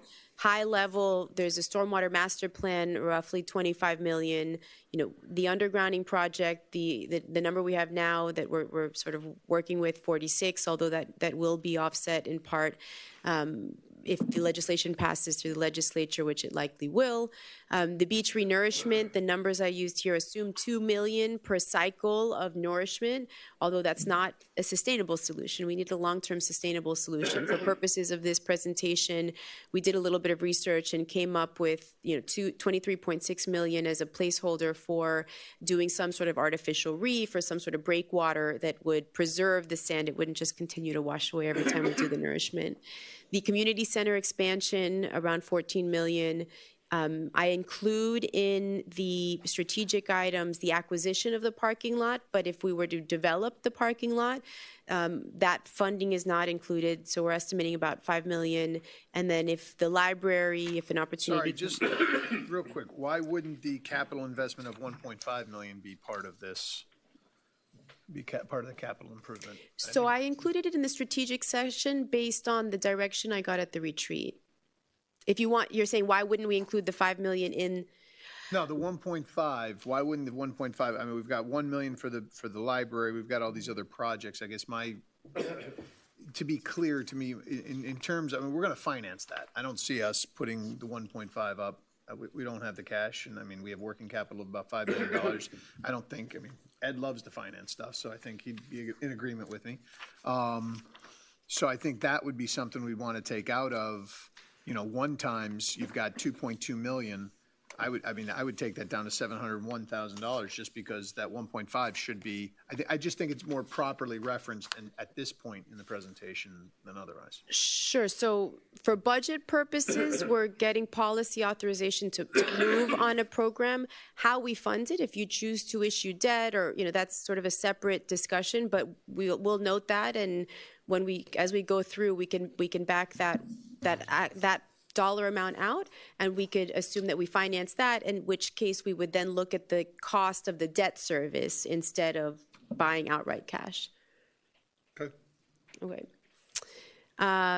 So then also the land trust, we got some good direction at the last meeting to work with the Cross Bridge and see what opportunities there are for us there, as well as the 2 parcels on Harbor Drive. The entry block, that's still sort of out there, and then SunTrust, may be an opportunity as well moving forward. So to kind of wrap up with regard to the zero-based budget, what we've done here, what we're working on, as I said, we're going through the concept, we're allocating funds in the existing ledger structure that we have, and the programs we've identified. Basically, the idea is that in every department, all funding, all personnel, all operating, all capital outlay will be presented in one of these buckets within each department. So in my bucket, I've got council priorities, strategic planning, budget, procurement, transportation, transit, CIP, and facilities. So I think that the top items are sort of my core functions, and then I have what we call my orphanage, those functions that haven't really been absorbed elsewhere in the organization, and that's the transportation, the transit, the CIP, and most recently I'm taking on facilities to try to help get us back on, get kind of organize things and find some efficiencies there. In BZP, the program elements are building, which is your permitting function, planning, zoning, and code compliance. In Public Works, the programs are Public Works, which includes, sidewalk maintenance, street lights, roadways, floodplain management, stormwater utility, beautification, which includes landscaping, and then resilience. And that was previously in my orphanage, but through the interlocal agreement and through the professional growth, that's now within Public Works. The programs within the fire department are fire response, fire rescue, emergency management, and fire prevention. The elements within police are traffic, patrol, marine, investigative crime, property and evidence, crime prevention, and fleet, which ultimately will be in the Internal Services Fund, but at this point, we still have it within the police department. In Parks, Rec, and Open Space, the programs we've identified are parks, so the maintenance of the actual parks and fields and the green space, the community center itself and all of the programs, as well as the facility and its management and maintenance, the athletics programs, senior services, and then open space. Within HR and risk, we have human resources, risk management, labor relations, and employee wellness is something that we'd like to invest more in, and moving into fiscal 20. Not a big dollar amount, but I think there could be some really big impacts with regard to employee wellness. And then in finance, the programs we've identified are your finance accounting functions, your investment program, grants, and information technology. So basically, when you now look at the organizational chart, you'll see village residents on top. You have our council. The council has your 3 charter appointees, the office of the clerk, the office of the manager, the office of the attorney. And then we have 7 departments that are directly reporting to the manager's office. And the programs that I identified in these previous slides are exactly what you see here. So I think this is a nice illustration of what is it that we do as a village, what are our core services, and eventually each of these programs will have a dollar amount associated with them, and based on the council's desired level of service, you can say, for example, fire response time. We want, from the time we make the call, from the time the truck shows up, we will no more than 5 minutes. Okay, we go back, we adjust our levels, this is what it will cost. Okay, we can tolerate 7 minutes. Okay, 7 minutes, we can scale back here, this is what it would cost. So that's kind of the goal and the vision we have in going through the zero-based budget process. So that's my high-level overview. Thank you for the opportunity, and I look forward to the discussion, and we can answer any questions there may be. Okay, thank you for this. I think we've got to, the first thing is, I think we have to have a discussion. I think you said we've got right now, we're 150,000 approximately below. In the red, correct. In the red. But that does not take into regard the 720 some odd thousand we have for our boards and our community groups, correct? Okay. Or these other big projects that just. Well, the CIP is not even considered, and none of the purchases are also. If we could have, I guess I would like to see, the first thing I would like to know as we move forward is, I need some idea as to how much would it cost to finance. I know you were trying to send me something, but let's say we wanted to finance 1.5 million. What does it take to finance $1 million? Right. So we did put together a table with. Yeah, I know you tried to send it to me. I never received it. Do you have the schedule was put together? So on the handout that we gave you, on the front page of the handout, Let me pull it up. Where's my version? Chris, what's the going interest rate today for financing? Do you have the other backup? Chris Wallace, Interim Finance Director. I would say for 10 to 15 years, which is what you've tended to finance at, somewhere between 3 and 5%, probably closer to 3. Okay, 3%. And Michael, you talking about short-term financing or long-term financing? Well, I think that's a discussion for us, but let's Well, say. we ask him how much it would cost to finance. Okay, so let's say 10 years, 15. Well, that's short. So 10, 15. Do you have the worksheet up? The worksheet that we did for the CIP? Yeah, I'm just trying to figure out how to get it up there. Oh, how to project it. Well, we could at least speak to it.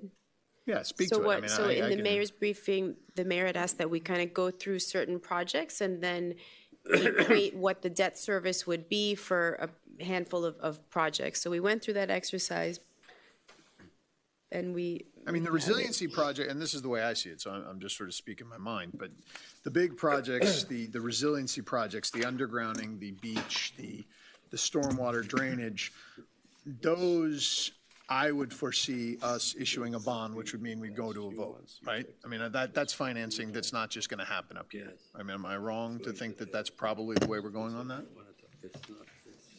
I mean, I'm not sure that would be what we would do right now, because I don't think we I'm have not saying, but something I'm- in place. Right. But I think to tackle that issue, it's a large amount of money It's that a large needs amount of money that we would need to. to be outside the scope. I don't see them specifically as one large bond. I see it as individual projects.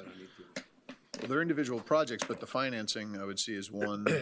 Then it'd be one large bond. Right. I don't favor that method. And I know I'm going to sound like a broken record, but I still think undergrounding's out there, and that's a different animal altogether. And I'm not for one large bond. Okay, but talking about it just generically, without getting into specific projects, we're not going to tackle those. What I guess my point is, we have a CIP, and we have some projects that are smaller in scale. There's the buying of the lot. There's the library, and I lost my page here. But I'm just trying to get a sense over how much money we're talking about spending over the next 5 years. So this next fiscal year, 2020, right? We're not going to commit ourselves to spending for the undergrounding, the stormwater, and the beach without doing something major. That's a big project. It's going to take a lot more than just the projects we're talking about here, correct? Would you agree with that? I think that the only concrete one that could really present itself for the next 12 months is the garage, the parking lot. Okay, the parking lot and the garage. Right. So that's Besides 6 that, point- I'm just saying, we need to be, I would like to have those things in our CIP to have some sort of sense of what money we need to cover the cost of financing those projects. That's what I'm saying. I'm just not sure how speculative all the other things are going to be, since they're going to be so far out and everything can change so much. But that's my point. Like, we don't need to keep I'm trying to break it up so that we're tackling those things that are probably going to come to fruition in the next 12 to 18 months, right? Stormwater. We're gonna move Stormwater. forward. We should move forward fast. Okay, that's a $25 million project. That's a major So, project. okay, so that's a major one that we should be thinking about. How The- much? I would focus on the concrete ones as opposed to maybes. Why are we starting there as opposed to our budget and our I guess millage? I and- want a sense, because I want that added in. We're sort of ignoring it. I don't think we're ignoring it, but I think that they're parallel, and to start with kind of what's been presented here and dial down on what our operating costs are going to be and what type of restrictions we may or may not be imposing on ourselves for this budget, and that may impact what you're discussing, which is this idea of having a larger financing arm for some of these big things that we are going to prioritize.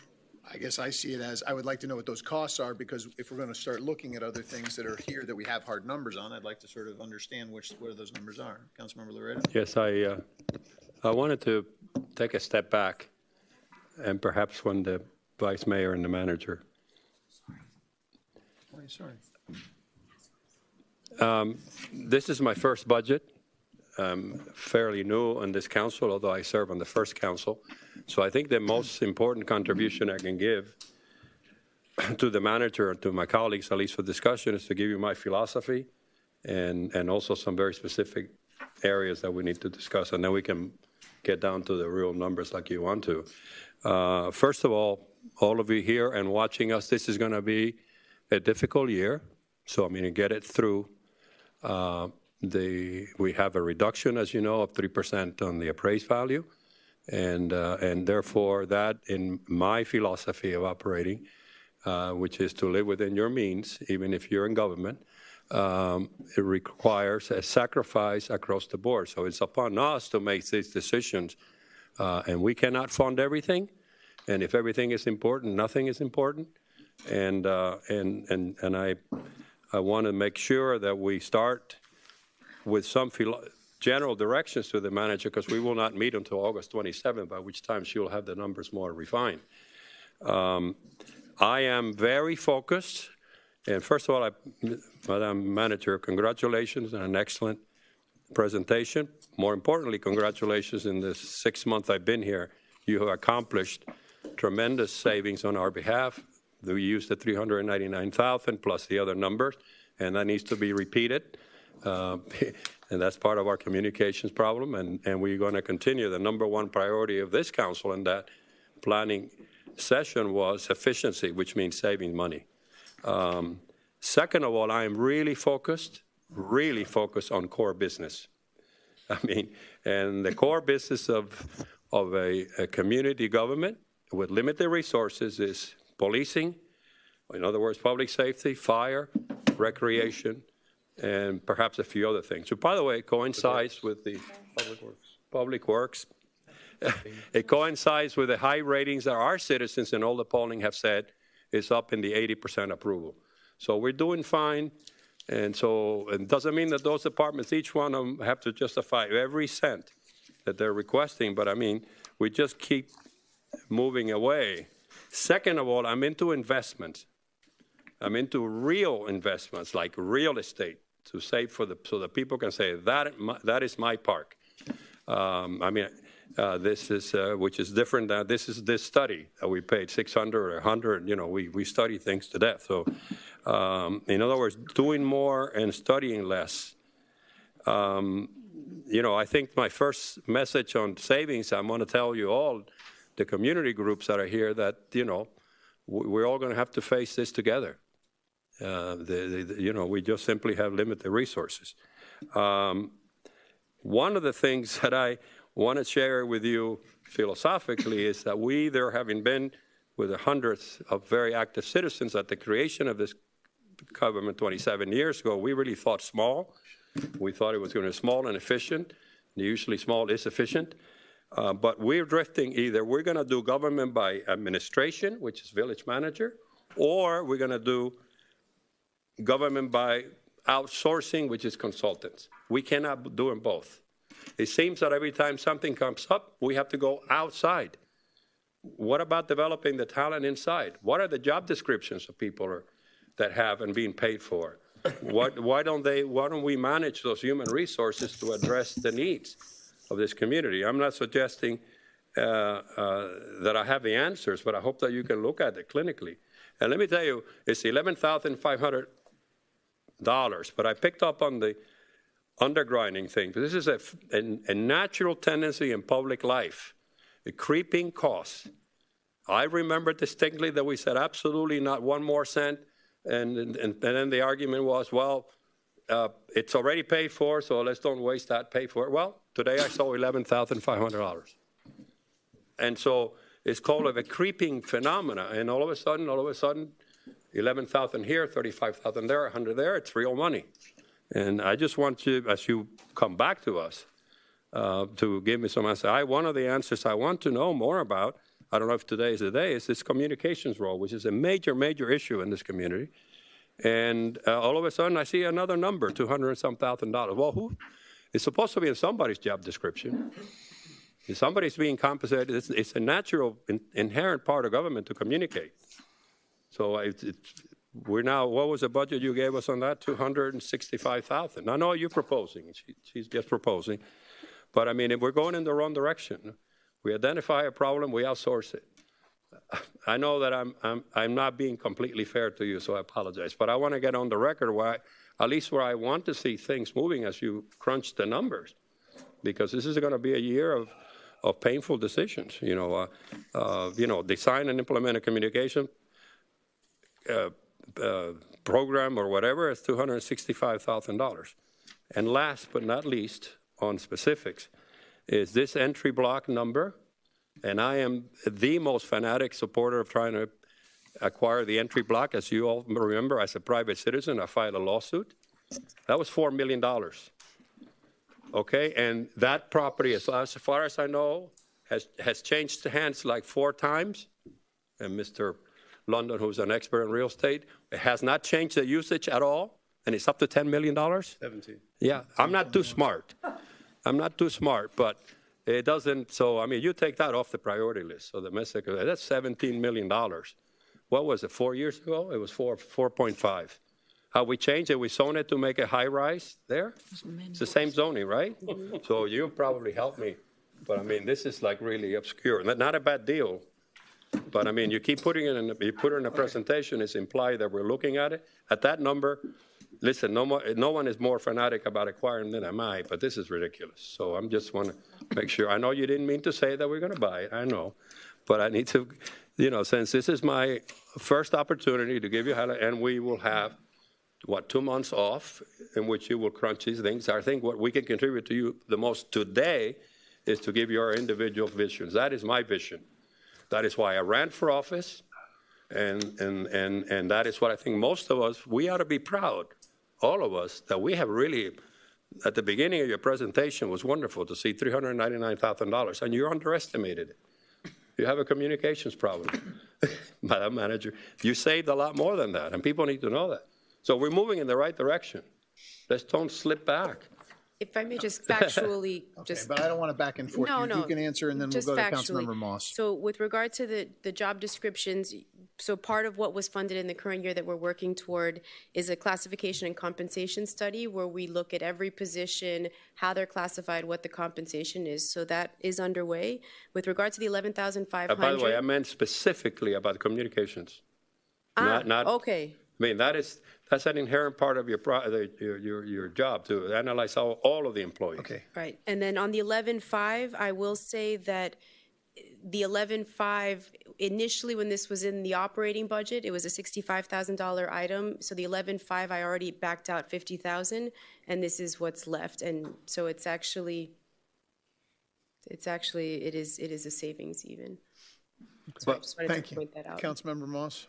Just a quick question for clarification. When will the manager's budget be delivered to us for review? That's a good question. I think in part it depends a little bit on the complexity of the direction we get tonight, but perhaps once we get further along, we'll answer that maybe based on kind of what my punch list is. Yeah, because it's important. I just want to make sure that we're not going to get it 3 days before the first hearing, because that's where the problems come, because we want to make adjustments, and we're at the point where it's almost too late to make adjustments at that point, where we have real questions, and you guys will be running around the manager's office. So I think that getting it sooner to have us start to review it, and I don't know if we're going to have another special workshop or something before the hearing, or at least we're prepared and our feedback before. Councilmember London. Is the number you use for the decrease in property values, is that based on gross property values? Is that taking consideration homestead exemptions? No. No, it doesn't. So the property appraiser basically puts the list out. We can pull it up. So any individual's experience will be impacted on when they acquired their home and if they have homestead exemption or not. Okay, so therefore, if that's the case, I would assume that most single-family homes, most everybody's lived here, where taxes will go up, because not down, because of the thing. Been homesteaded So the for only years. people really, so there's a very good chance the actual amount of property taxes will not go down at all, because of the number of people who've lived here, the length of time they've lived here, and the fact that they have homestead exemptions, so they will go up by 3%, versus those who are going to go down, who are regular. Unless, Chris, you have different numbers? No, sir, I don't. I don't have any numbers on the tax roll. And I was actually going to say, I wouldn't make any presumptions at this point until we get the tax roll. No, either am I. I'm just saying, but I wouldn't take a gross number and say that property values went down, therefore multiply that by what we have, and that's how much less we're going to receive in revenue.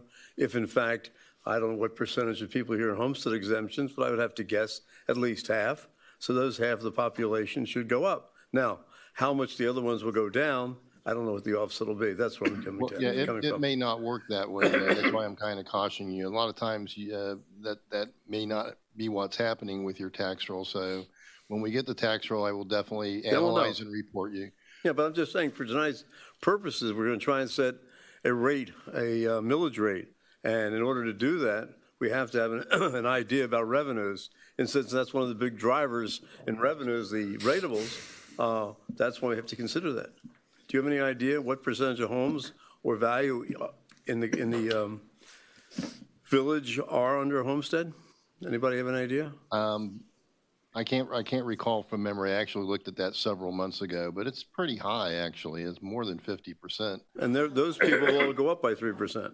Well, they may. Well, why wouldn't they? Well, on average, your tax base declined. And I would say that 95% of your tax base is residential, be it multifamily or single family. You are very heavily into the residential market. 5% of your tax base is commercial. It's pretty small. So you're exposed very heavily to the whims of the residential market. And I don't know why your tax base decreased, but it's certainly not unusual on some waterfront properties, Miami Beach being the exception this year. It sometimes is interesting. I'll just give you anecdotally. Last year we had a client whose property tax values, it was to the town of Surfside, increased by almost 50%. That's pretty rare. But underlying that, we cautioned the commission there, underlying that their existing property values have decreased by 3.5%. If that Four Seasons had not been built, they would have been looking at something. And that's a trend that should draw attention to it. So we do want to take a look at what's going on with your tax base, but I would say that it did go down, and your property tax revenues will go down if you keep the same millage rate. Why? If you have more than 50% of people who are going to increase by at least 3%, no more than 3%, no less than 3%, because that's the maximum they can increase, versus those that go down, and since you said the commercial base, I think you said is 5%, I don't see where, unless it's a dramatic fall, is it more than 10%? Well, lower values? Well, just for the audience's edification, so when we talk about taxable values, we look at assessed values for some things, but at the end of the day, what you're basing your budget on is the taxable value, which is the assessed value less any type of exemptions.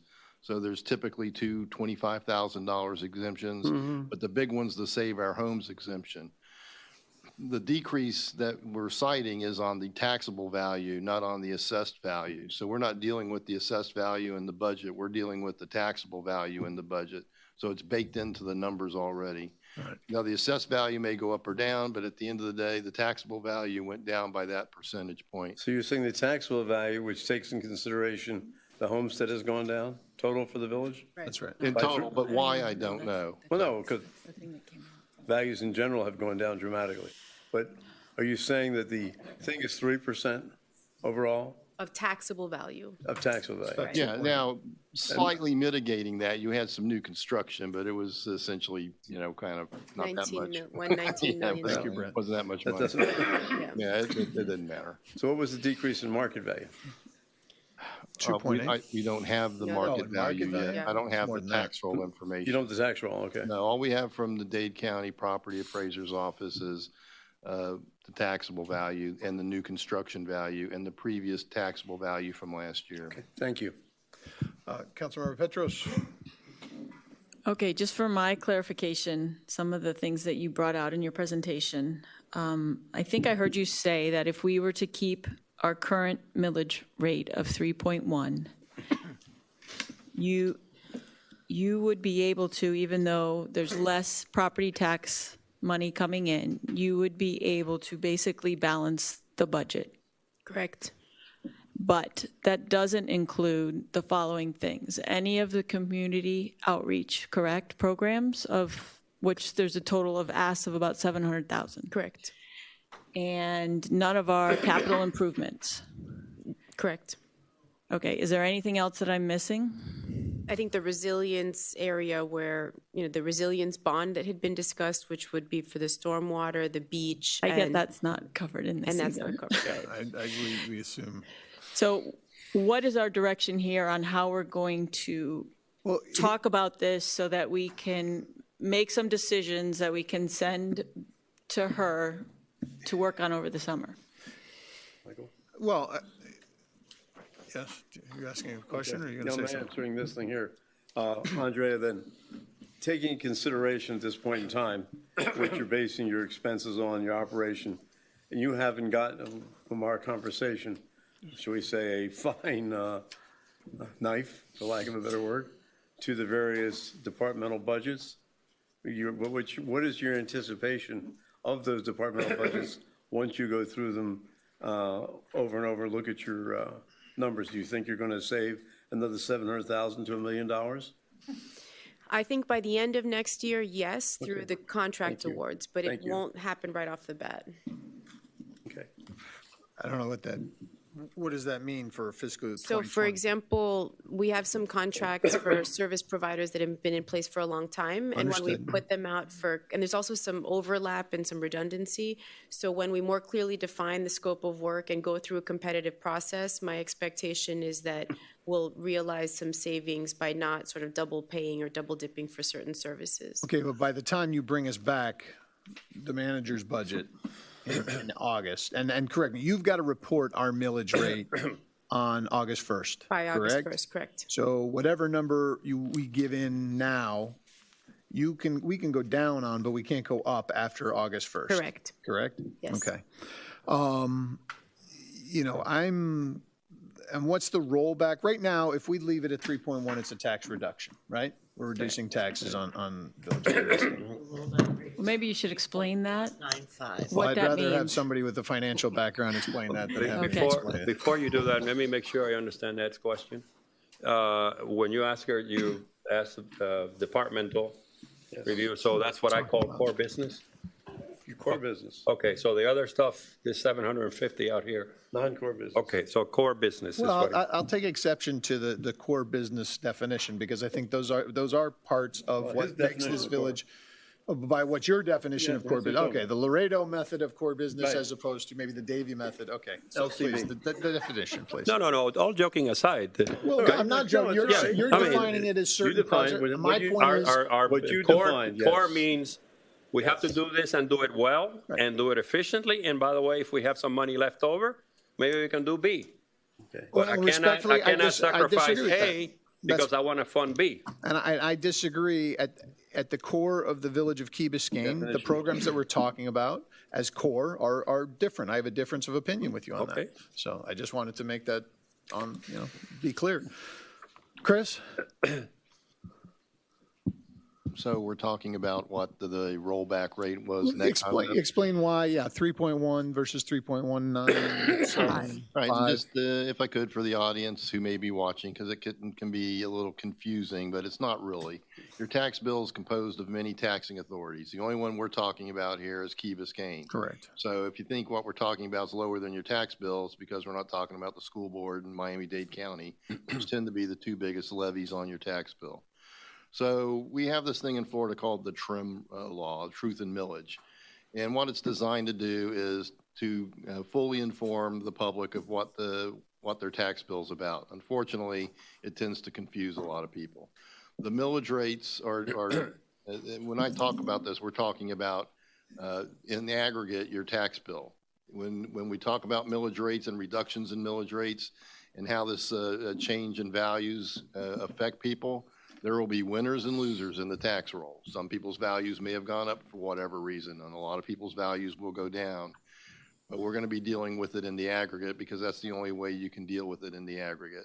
So for fiscal year 19, you levied 3.1 mils. That's $3.1 dollars for every $100 or $1,000, if you will. So a mill's basically $1,000 worth of taxable value. Now, what happened is your taxable value went down, so you're not going to generate as much money. And that's, as you noted, is technically a tax decrease. Now, perversely, under Florida law, you cannot advertise a tax decrease. You can just advertise a notice of public hearing, and that's it. Kind of unfair, because the opposite is if you raise the millage rate above what I'm about to describe as a rollback rate, you have to advertise a tax increase. So the rollback rate is the millage rate that essentially does nothing more than generates the same revenue that you got in the previous year. So if last year you generated $2 and this year you're generating $2, that's not a tax increase. If last year you generated $2 and now you're generating $2.10, that's a tax increase. And if you instead of generating $2, now it's $1.90, that is in fact a tax decrease, but not advertised as such.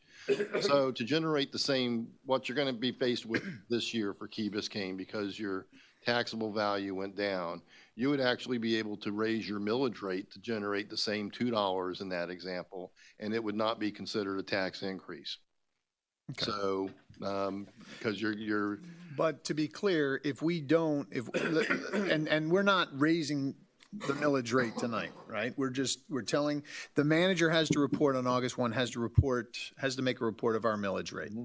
We can subsequently drop it. If we want to bring it down to 3.1, or if we want to go to Ed's 0.1, we can do that. But the point is, if we don't give ourselves, if the manager reports at 3.1 on August 1, we have no recourse going forward if we decide, no, we have these projects that we want to do going forward. That's good. And so my feeling is, I would say, put it to the rollback rate and deal with it at the September meetings. So, Councilmember Segurola? I guess I'm going to echo a lot of the things that Councilmember Laredo said. I'll take this opportunity to inform the manager and I guess the rest of the council of what I think, my philosophy, what policies I think should be in effect, and what my vision will be for this budget, which is my first budget. Never been on a village council before. As the manager has said, this is a work in progress. So we really just don't have a lot of information yet. Philosophically, my goal would be to maintain the tax rate at 3.1. That's what I would like to see happen in the future. However, because she does have to report August 1st, and we can't go up from that, for the purposes of this meeting, I am willing to go to the rollback rate and wait to see what the actual final manager's budget comes out to. But I would like to stay at 3.1. That's my goal. Understood. Number two, I am, with the meeting I had with the manager, I am very satisfied with the analysis and the work that she has put into in finding efficiencies and cutting costs. I think that our budget, she still has a long way to go, and I am very optimistic that she will find a lot more to cut, and that will hopefully bring us back down to the 3.1 at the very least. With regard to the undergrounding and whether it's in the budget or not, this council has voted the way it has. I have, the will of the council is the will of the village, but I just want to clarify one thing with regard to the visit by Raftelis and the funding of a survey or not. It is very possible that by the vote the council has taken, the undergrounding project has been killed. I just don't want anyone to have any misconceptions about that. And if you'd like, I'll explain. Please. Right now, everybody's waiting for the Public Service Commission to come out with their report. The Public Service Commission's report won't come out till the spring of next year, spring of 2020. What the Public Service Commission will do is they will figure out how much FPL is allowed to charge the end users in order to underground certain power lines, but not the main feeder lines. Right. As we have learned on Key Biscayne, most of the poles behind the houses are owned by AT&T, not FPL. So when the PSC, the Public Service Commission, finishes their job and FPL figures out how much they're going to charge to bury the power lines, they'll take their power lines and they'll bury them, and they'll leave the poles in the backyard for the phone and the cable. That will not be buried. Now, FPL will not bury the main feeder lines. And my understanding of that is, and I've talked to the managers, the main feeder lines are going to be big concrete poles that are going to go up and down Crandon and down Harbor. So we're going to have concrete poles, undergrounded power to the houses, and wooden poles in everyone's backyard.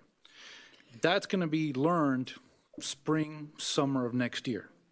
If we decide at that time that we want to go forward with the undergrounding project, then we're going to have to start the survey process, which takes approximately a year. If that gets funded 2020 or 2021, that won't be done until 2021 at the very least. And then you have a whole different set of problems because the undergrounding project has easily been delayed 2 years, if not more. And the appetite for undergrounding may be dead by then. So I just want to put that into perspective because that's what I believe will most likely happen with the undergrounding project over the next year and a half. I think Now, the final thing. As Councilmember Laredo said, the only concrete numbers that we have before us here today are the numbers, the acts by the community groups and the boards. As Councilmember Laredo said, a lot of people are going to have to take the hit with us. It's a lean year. Budgets are slim. We're going to have to cut back. With that in mind, there are a lot of places that I believe that we can cut back. Now, of course, they're not huge numbers. We need a lot more cutbacks. But there's a lot of places I believe we can come back in that one section of the budget.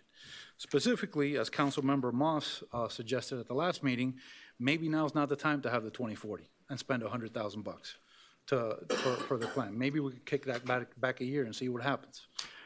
Besides that, and unfortunately, there's no other way I can say this. I've been analyzing the numbers, and the biggest problem that I have is with the Key Biscayne Community Foundation and what they're asking for. The problem is this. The ask is $710,000. The foundation is asking for $125,000 plus another $99,000 for other projects. The foundation is an incredible organization. They're an incredible charity. Their work cannot be questioned in that sense. But the problem that I have with the village giving the foundation money to do these tasks is it just doesn't look right, number one. And number two, it completely negates transparency on behalf of the village and the taxpayers. And I'll explain why. All of the things that the village is asking for, the $99,000, those are things, we have a village government, we have a village administration, and we have a manager. All the things that the community foundation is asking to do are things that the village should be doing. It should not be handed over to the foundation. The foundation is acting as a third party, not contracted administrator for village funds and taxpayer funds. That's just wrong. That's bad policy, in my opinion. Now, an additional problem is the accounting of the money that the foundation is given. The foundation is asking for $125,000. The foundation gets free office space in the village city hall. They don't pay rent for that. That was a decision made by a previous council. Now, the problem is within the ask that the foundation has made, if you look at the last line, it's on page 91 of the first package that the manager circulated. Workspace sharing. They're asking, as part of the $125,000, the foundation is charging the village $10,000 for use of their space that they get for free from the village. That's a problem. That's a very big problem.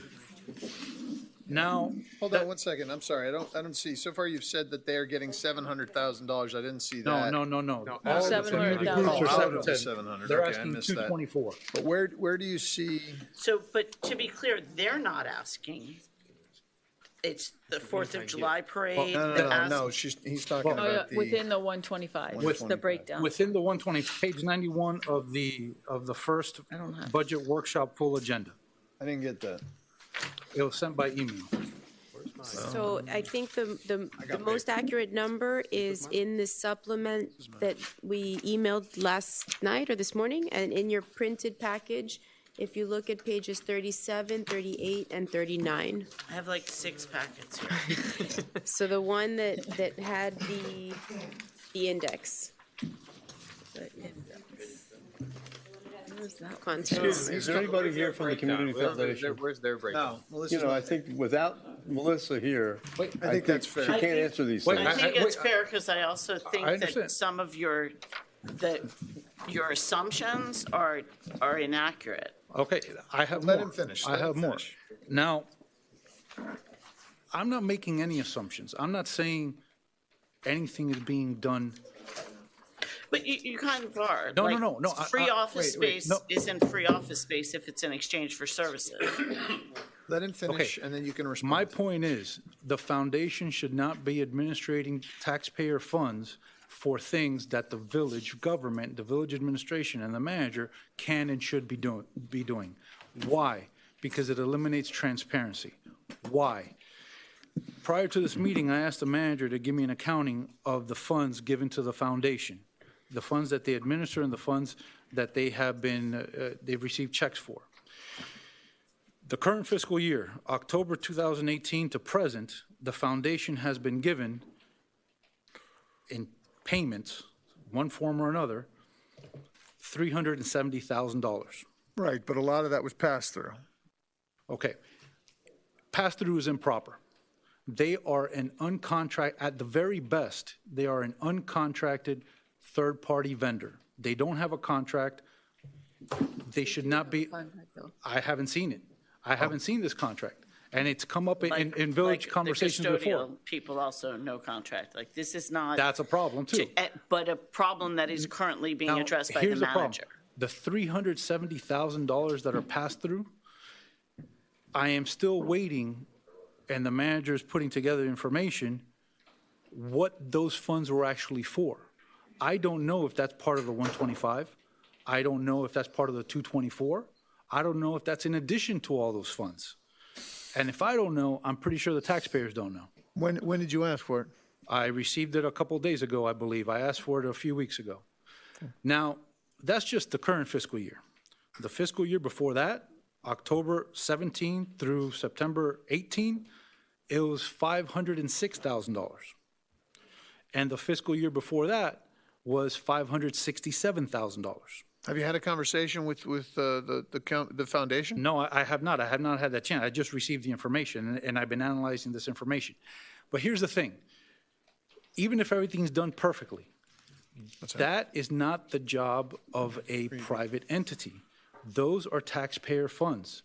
They can and should be administered by the village manager. That's why we have a village manager for. We don't know. We don't know, period. So right off the bat, the foundation is getting more than a third of the community group and board funds. But then in addition to that, they're getting a very large sum every year. So my point is, this is a very big problem. It creates the appearance of impropriety. Yeah, it isn't a big problem. I feel actually that you're, in a sense, creating a impropriety. You've said that you don't know where the money went, what it was spent on, but yet you're in a public meeting saying they got this much money, they got this much money. I think it's responsible to first find out what it was for. Was it services rendered? What was the money used for? To say that they got $500,000. It went to them. It didn't go to a third party. The checks or the payment was made from the village to the foundation. That's fine. They can come and explain it. I don't have a problem with that. My problem is they shouldn't be in the middle.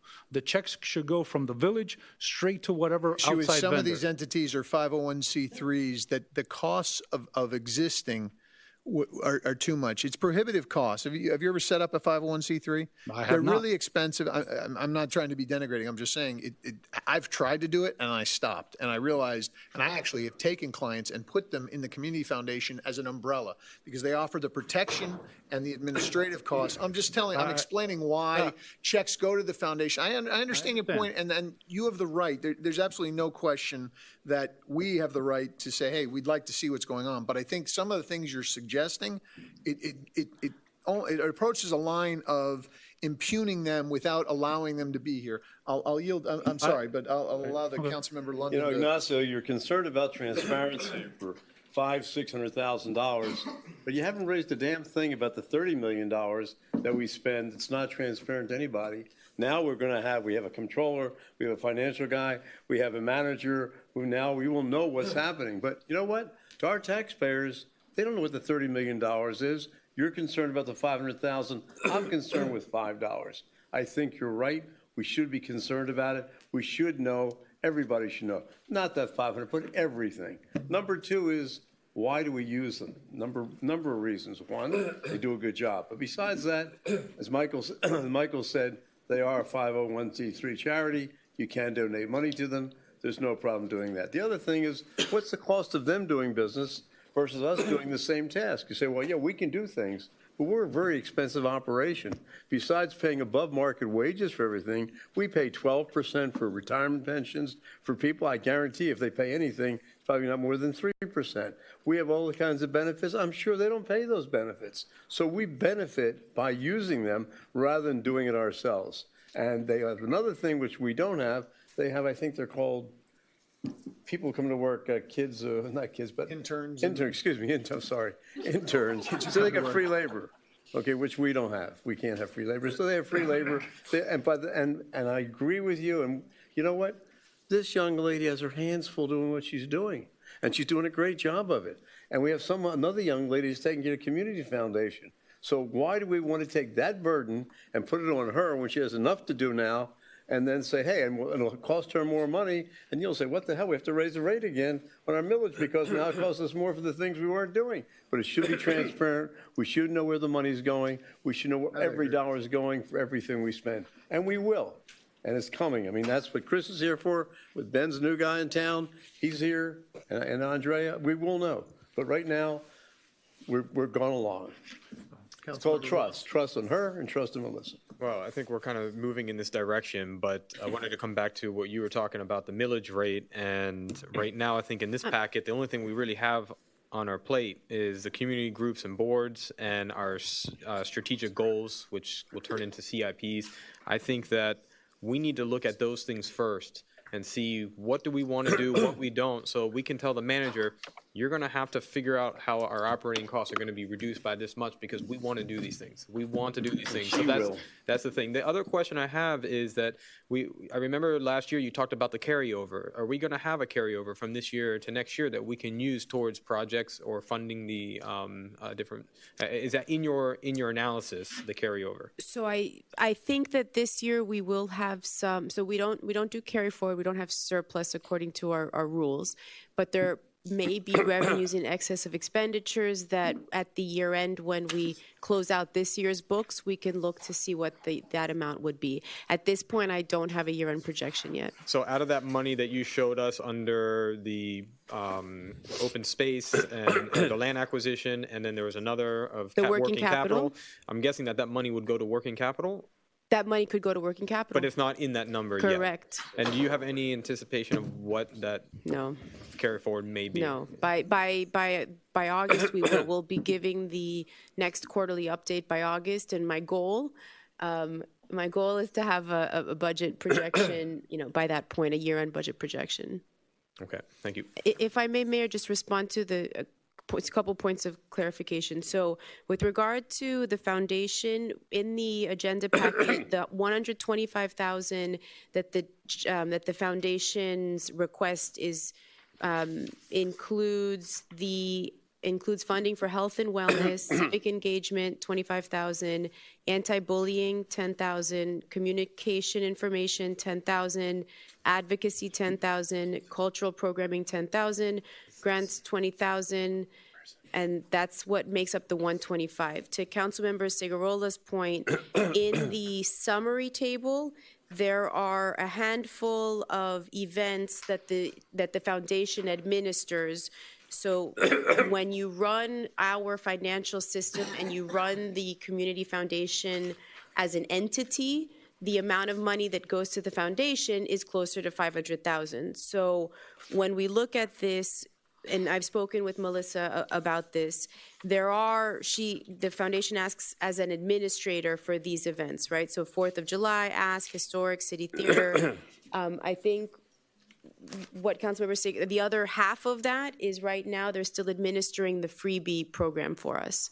So I think perhaps one solution that I can offer at this point, maybe they should be treated like a vendor. You know, maybe we do need to get a proposal from the foundation that says we will administer and deliver these programs for this cost.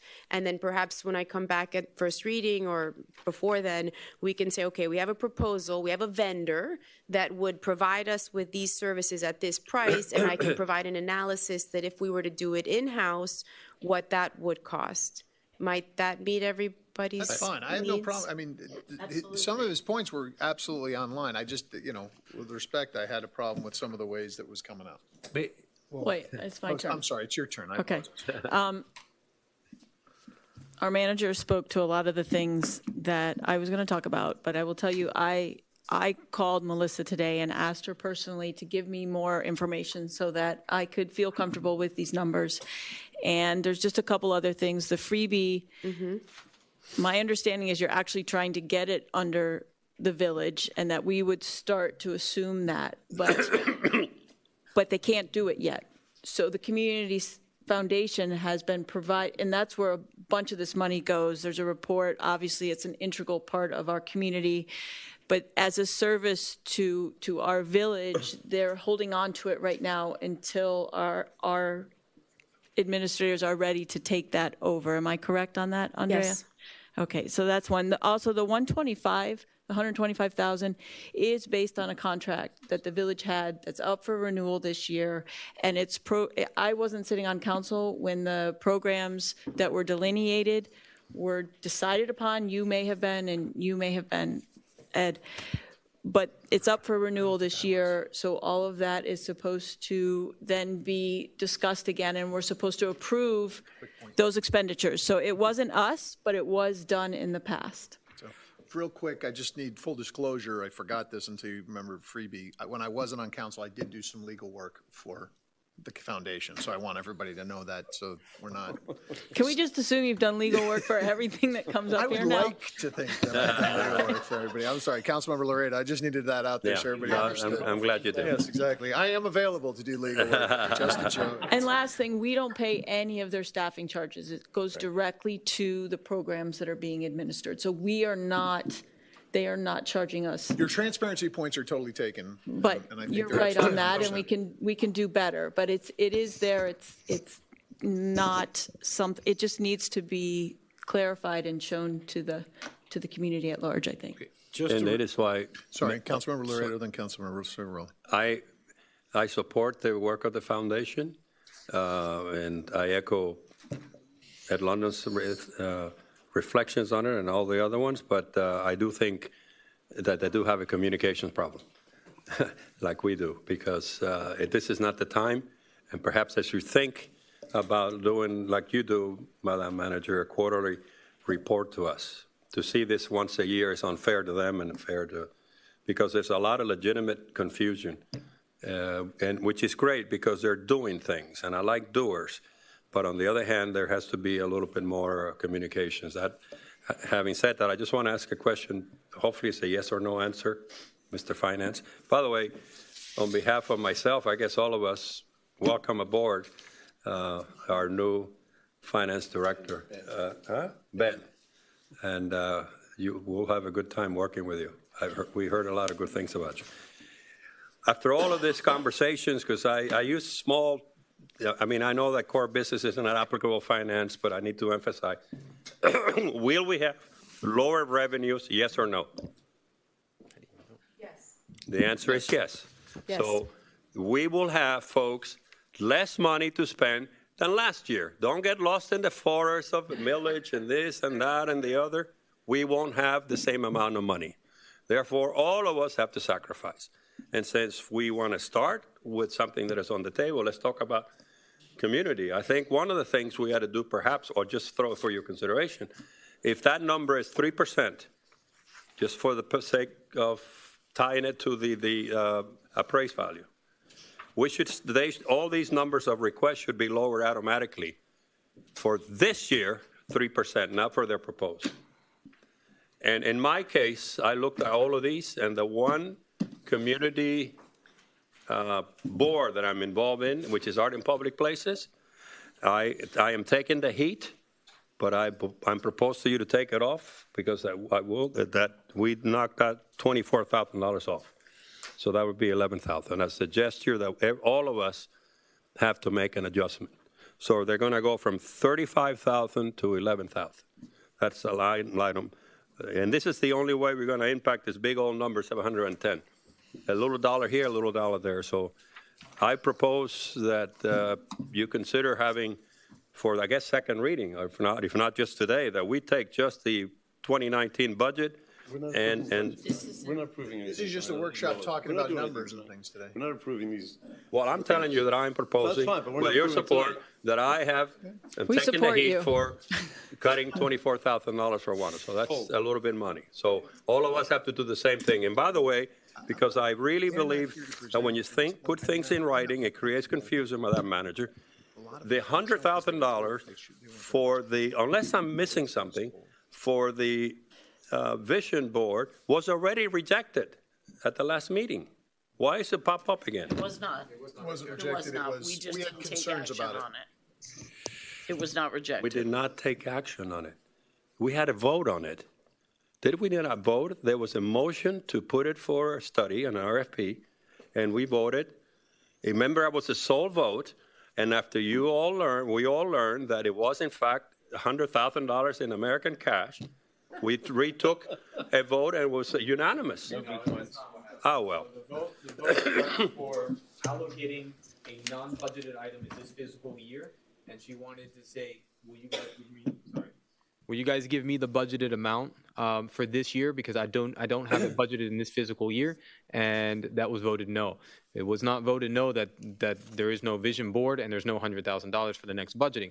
That is going to be the vote that we're going to make when we go into the budget hearing, whether the council wants to put money towards it or not, or put less money towards it.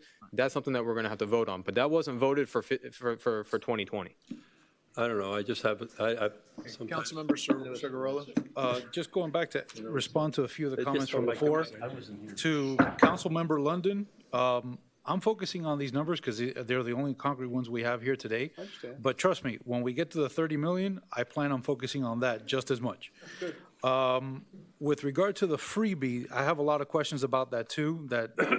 That'll be a topic to be revisited. With regard to the contract for the foundation, I haven't seen one. I've asked, I haven't seen one. I know it's been discussed at past council meetings, past years.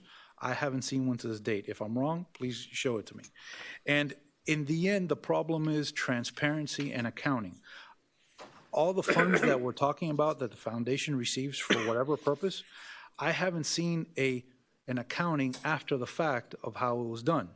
And I think that is what's necessary. And the accounting should include all the funds they receive, the value of any office space that they received, the value of any in-kind donations that they receive, whether they're using office staff or they're using office space for programming, whatever it is. There has to be a complete accounting of every dollar that goes in and out.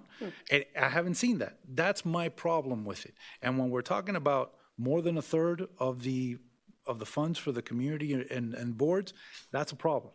And it's just bad policy on the part of this village. If it's going to continue, fine.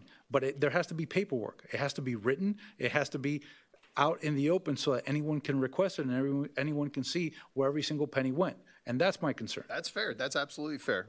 Mike, Councilmember. Ignacio brought up some good points, and what I propose is before the final budget, I guess September, whenever we do that, we should have agreements, contracts, whatever you want to call it, not only with the Community Foundation, with everybody who's providing the services, what they're doing, and also, and I thought they're supposed to have, I think it's quarterly reports to us financially. And we can provide that with all the reimbursement requests from the foundation. They provide us with, receipts of what they've done, so we can. So basically, provide that. So you have it, we don't quarterly get they it. to you, monthly or We annually? can. I'm sorry. Excuse me, how do they provide it to you? Quarterly, monthly, annually? So they bill us reimbursements, I think, quarterly. No, we years ago, we decided that they had to show us what they're spending money on. Remember, Michael? It was an annual report. No, Ed wanted it every week, but the rest of us wanted it quarterly. So, Yeah, we anyway. absolutely can They were provide supposed it. to do that. Everybody was. Everybody was getting money, was supposed to send us back, I think, quarterly. It was supposed to be quarterly. Quarterly reports on the expenditures, revenues, et cetera. So we basically, I think, might be helpful that when you're presenting our financial reports quarterly, you include those in our package. What I have are Then we know what's expenditures, I happening. don't have revenues. So I don't know if that's a new ask for the groups who Sorry? are here. I have expenditures, but I don't, they're not Supposed to be both. revenues as well? Everything, yeah. Like Just sort of, yeah, They're revenues, operating expenditures, statement. and what they did. Their Basically, operating statement. essentially an operating statement, a brief statement as to what they were doing for us. Right. May I ask you? Why were we giving their money? May I Yes. ask you a question, Mayor? I'm a Sure. little lost about what we're doing here today. Well, this is a budget Can workshop. I just I'm sorry, ask my I'm sorry. question? Okay, I'm Vice sorry. Mayor, Lined up. Vice Mayor had this in mind. Ignacio, have you seen the contract from the chamber No, I have not. or their agreement for their free office space or what they do? That's another topic. Yes. I think it's the same topic. You're absolutely correct. Okay. Decimal. All right. Councilmember Laredo. Yes, I mean, we're here tonight and we will meet for 27. What are we trying to do? We set specific guidelines at the, either by vote or she takes notes, because I like to move at least some general concept. I'm going to make, the general workshop. concept is essentially what is the manager informing the county, or is it the state? I'm not sure who you submit to the The state. trim process? The trim process to the state, correct? As Okay, to- wait, by but the you went county. away from the community. I'm staying on community for a minute. Well, that's what we're doing tonight. Oh, you're talking about the community. Yeah, like this, the whole item, because a lot of people are here Well, and they'll be back. Because Understood. I already made my contribution of 24,000, and I want to make 2 or 3. If we're not going to decide today, which I guess we're not. I don't think we can't. are. I'm just- not comfortable. I want to I go through. agree. I them just and- didn't know, it's a little, my first time a budget, but I want all of you who are here that, again, philosophy, because you may not agree with me, but I'm clear on what I stand for. I don't believe that we're in the business. I believe in core business, which I know is a business term, but you know what I mean. Municipalities in general want safe streets, fire the works, and, recreation facilities, et cetera. The rest, and if you poll our people, our taxpayers, that's exactly what they like. So I know that is not the correct term, but I purposely don't use a technical term because I want us to all understand. As it relates to this $700,000, which is real money, we do not have an open pocket on an ongoing basis. I believe that we can become, to use an investment vehicle, an incubator, that we can put seed money that can create certain community services, and then they can go and grow with the private sector. We have to stop this dependency that every year you just come and you get either the same or the other. It's just not philosophically, I believe, what our taxpayers want, nor now I'm being general because there are specific things that are worth it, but we have to just get through philosophically that we are not in the business of non-core business. We can use our extra money to try to incentivize or incubate seed money, venture capital, whatever you want to call it, to get these good things that they're doing. And further to Segurola's point, or add to it if you don't mind, I also want to see a quantification of in-kind services, because rent, use of our public lands, when people come, and we did recently and said, use our parks, and you know what the city of Miami did to us, right, with Ultra. They made a lot of money because somebody used their park.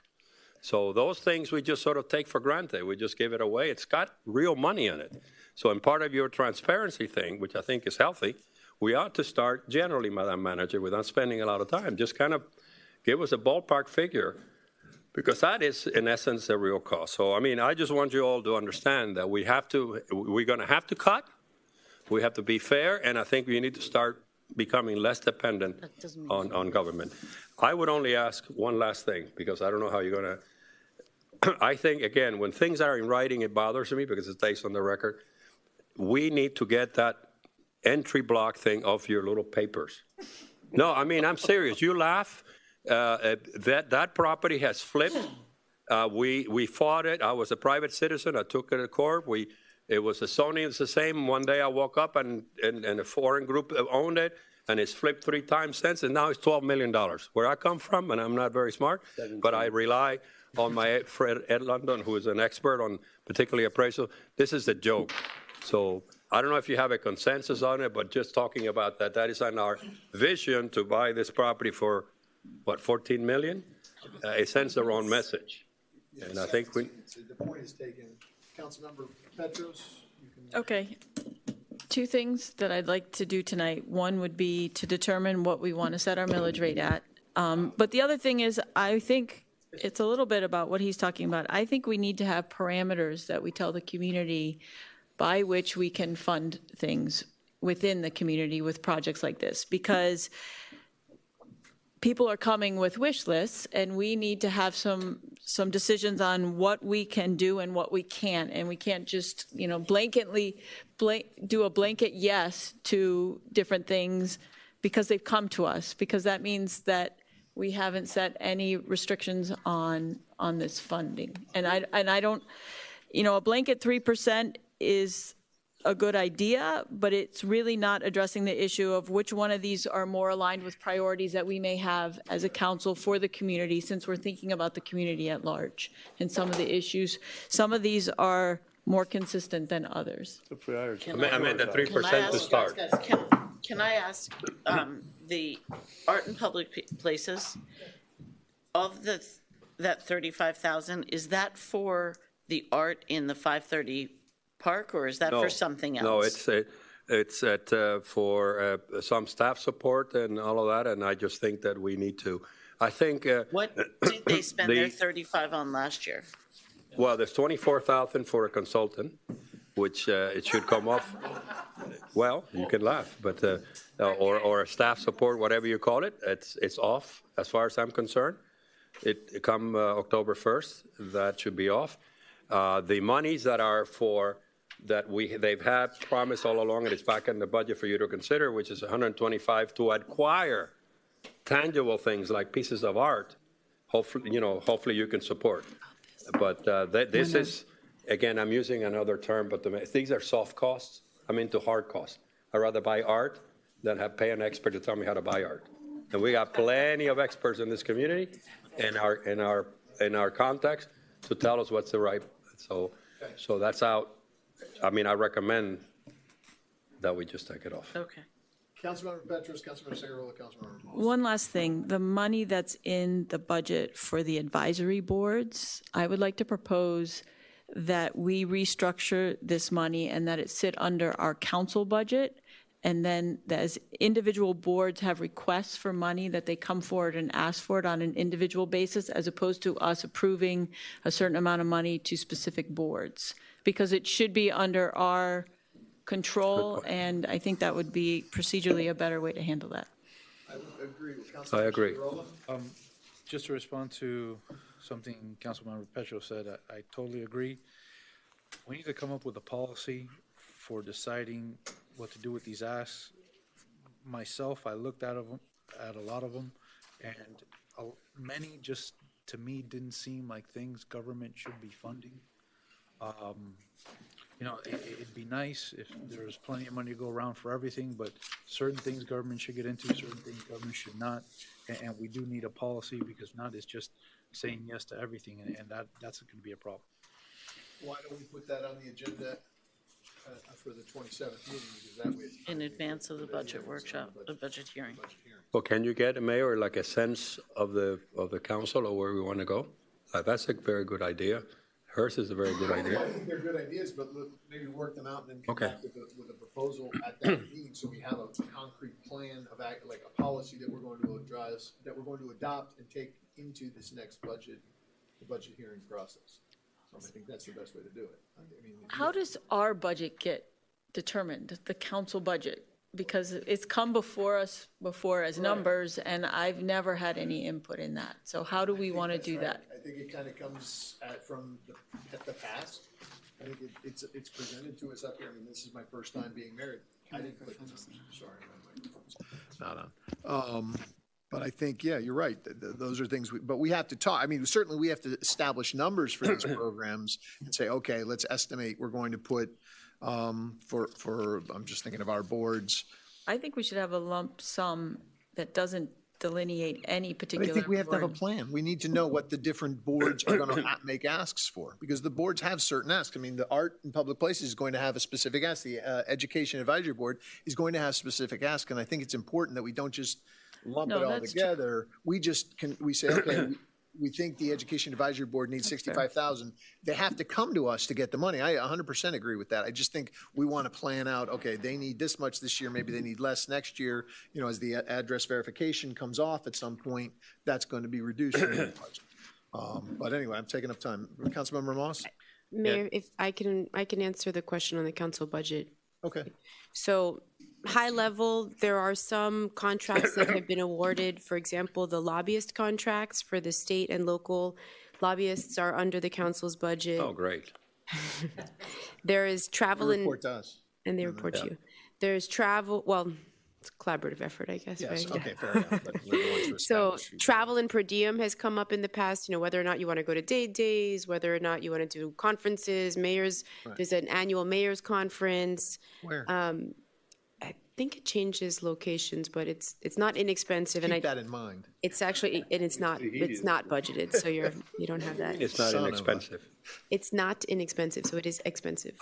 You know, But it's not in here. No, it's not in the budget. here. It's, no, but I think it is important that you go to these things. Well, That's let's my see. whole point. I agree. That but we is can my talk whole about point. these. Okay, hold on. You think you should learn to be a mayor? No, but he's our representative and he should be, But and sometimes she they're should be involved worthwhile in and sometimes they're Tallahassee. not. Yes, but we can address that. These items are on our budget, but it's not in this workshop. But we will get this So for maybe the- what we could do is circulate a tentative council budget. Great idea. And then we can look at it and come up with things that we think are important to have in that budget, and it can be part of our discussion at our next meeting to be built into the budget. Our meeting before the budget hearing. And Wait, I- Councilmember Moss, I think, still had something to sorry. say. So I'm trying to get back to the question of the millage so that we can go back to August 1st. And basically, going back to Councilmember London's comment at the beginning, saying that can you reduce $1 million off of your budget? And you said that you think you can because there's some duplications, there's some stuff that you can work on to reduce it. And if we were able to reduce the $1 million, all the stuff we're talking about could be funded. Potentially, right? Because we're looking at $180,000 in our strategic planning, plus plus maybe another $500,000 in there. That's as a one-time fee. Then you have the $1.4 million purchase or whatever it is, which will probably be financed. That's not going to be a cash purchase, but we do have working capital sitting that we can look at. And then we're looking at $700,000 in here, which we don't have to fund all of it. But if you can do your magic on that side, all this discussion doesn't really mean much right now, but at least we Well, can but come. It's good conversation to have anyway. It's fine, but I just want to. I'm just trying to get to. Are we doing the rollback? Is that where we're going? Do we want to go a little higher? Because if I feel comfortable and confident that you can do it, then let's go to the rollback and we make that decision and we move forward. So to clarify to Councilmember London's point, the $700,000, I think by the end of next year, once new contracts are put in place for some of our major service providers, I don't think October 1, I'm going to magically find $700,000. No, he didn't. Right. He didn't And say also, that. by the time you have What do the you think, full 500,000? realization. I'm gonna make a motion that we go, that for purposes of directing the manager to report to, pursuant to trim, we do the rollback rate of 3.195. That's not, let's be clear, that's not establishing our rate. in perpetuity for 3.195. I don't think you but- can make a motion. Remember, it's a workshop tonight, Yeah. so it's So we by can't even- consensus. Just So you can give consensus. consensus. I'm making a motion for consensus. No, yeah, just say. Just I'd like consensus. You don't have it from me. You don't have it from me. Okay. I said 3.1, let I us know stay you- where it is. I'm staying at 3.1. Well, I've asked for consensus. No, I mean, it's a good question. I think that's the kind of answers he wants. But that's I only two think people. we have a So- tendency to always increase. For trim notice purposes. for trim Yeah. notice purposes only with no, I'm okay with going the rollback. okay. Anybody else? Rollback, which means increase the millage. Yep. Exactly. Yes. Okay, well, Temporary. But we're not increasing it. Well, We're okay. only being that we have the ability to do it when it comes to the time of To making a keep decision. taxes the same. I have to in tell case there's you, a project we need to do. last year, I sat here and I was told to go to 3.4 because we couldn't go down. I mean, after this. And that was the conversation we had. And I didn't like it at the time because I felt like it gave us too much cushion. And a lot of the conversation that I've heard here tonight is that there are places to save money and that we're trying to be more efficient and we're trying to be consistent with what we think government should do. And I also think that we still have a new manager who's working through systems, and she's not telling us that she needs a lot of extra money. And I think it would send a really nice message to the community if we held firm. So Yes. I am also in support of staying at 3.1. Yeah, go ahead. I'm okay with a trim notice for the rollback because so much of this is still not developed. Right. We haven't seen the manager's budget. What I heard today is she thinks she's 20% through. And I think it's irresponsible not to be able to cover her expenses if it turns out when she does the other 80% that she needs it. And the trim notice, I'm not for just increasing for the sake of increasing, and I want to go through all of, I have questions about these community groups, and I have questions about other places where we can, find places to trim. But I think we need to have the option there if she's literally only 20% through. So that's where I am. Okay. I have one more thing. Sure.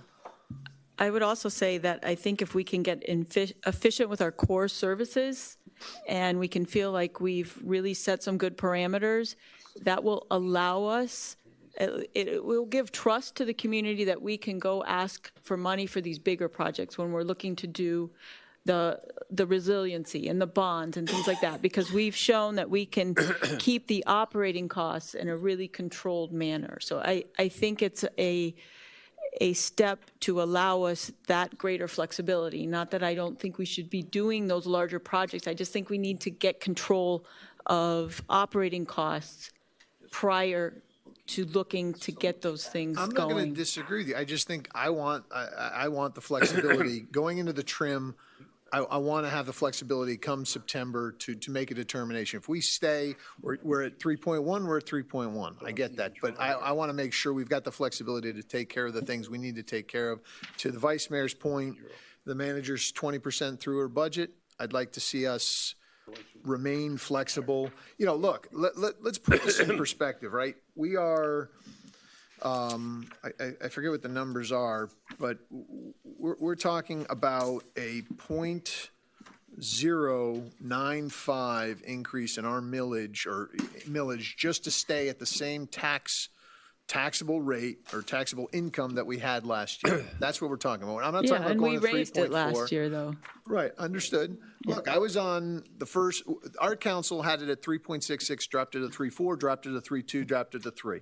So I've been on when things are going well, but when they're not, and you want to make sure you've got funding, it's better to be secure going into September than not. And I would prefer to have that flexibility for it.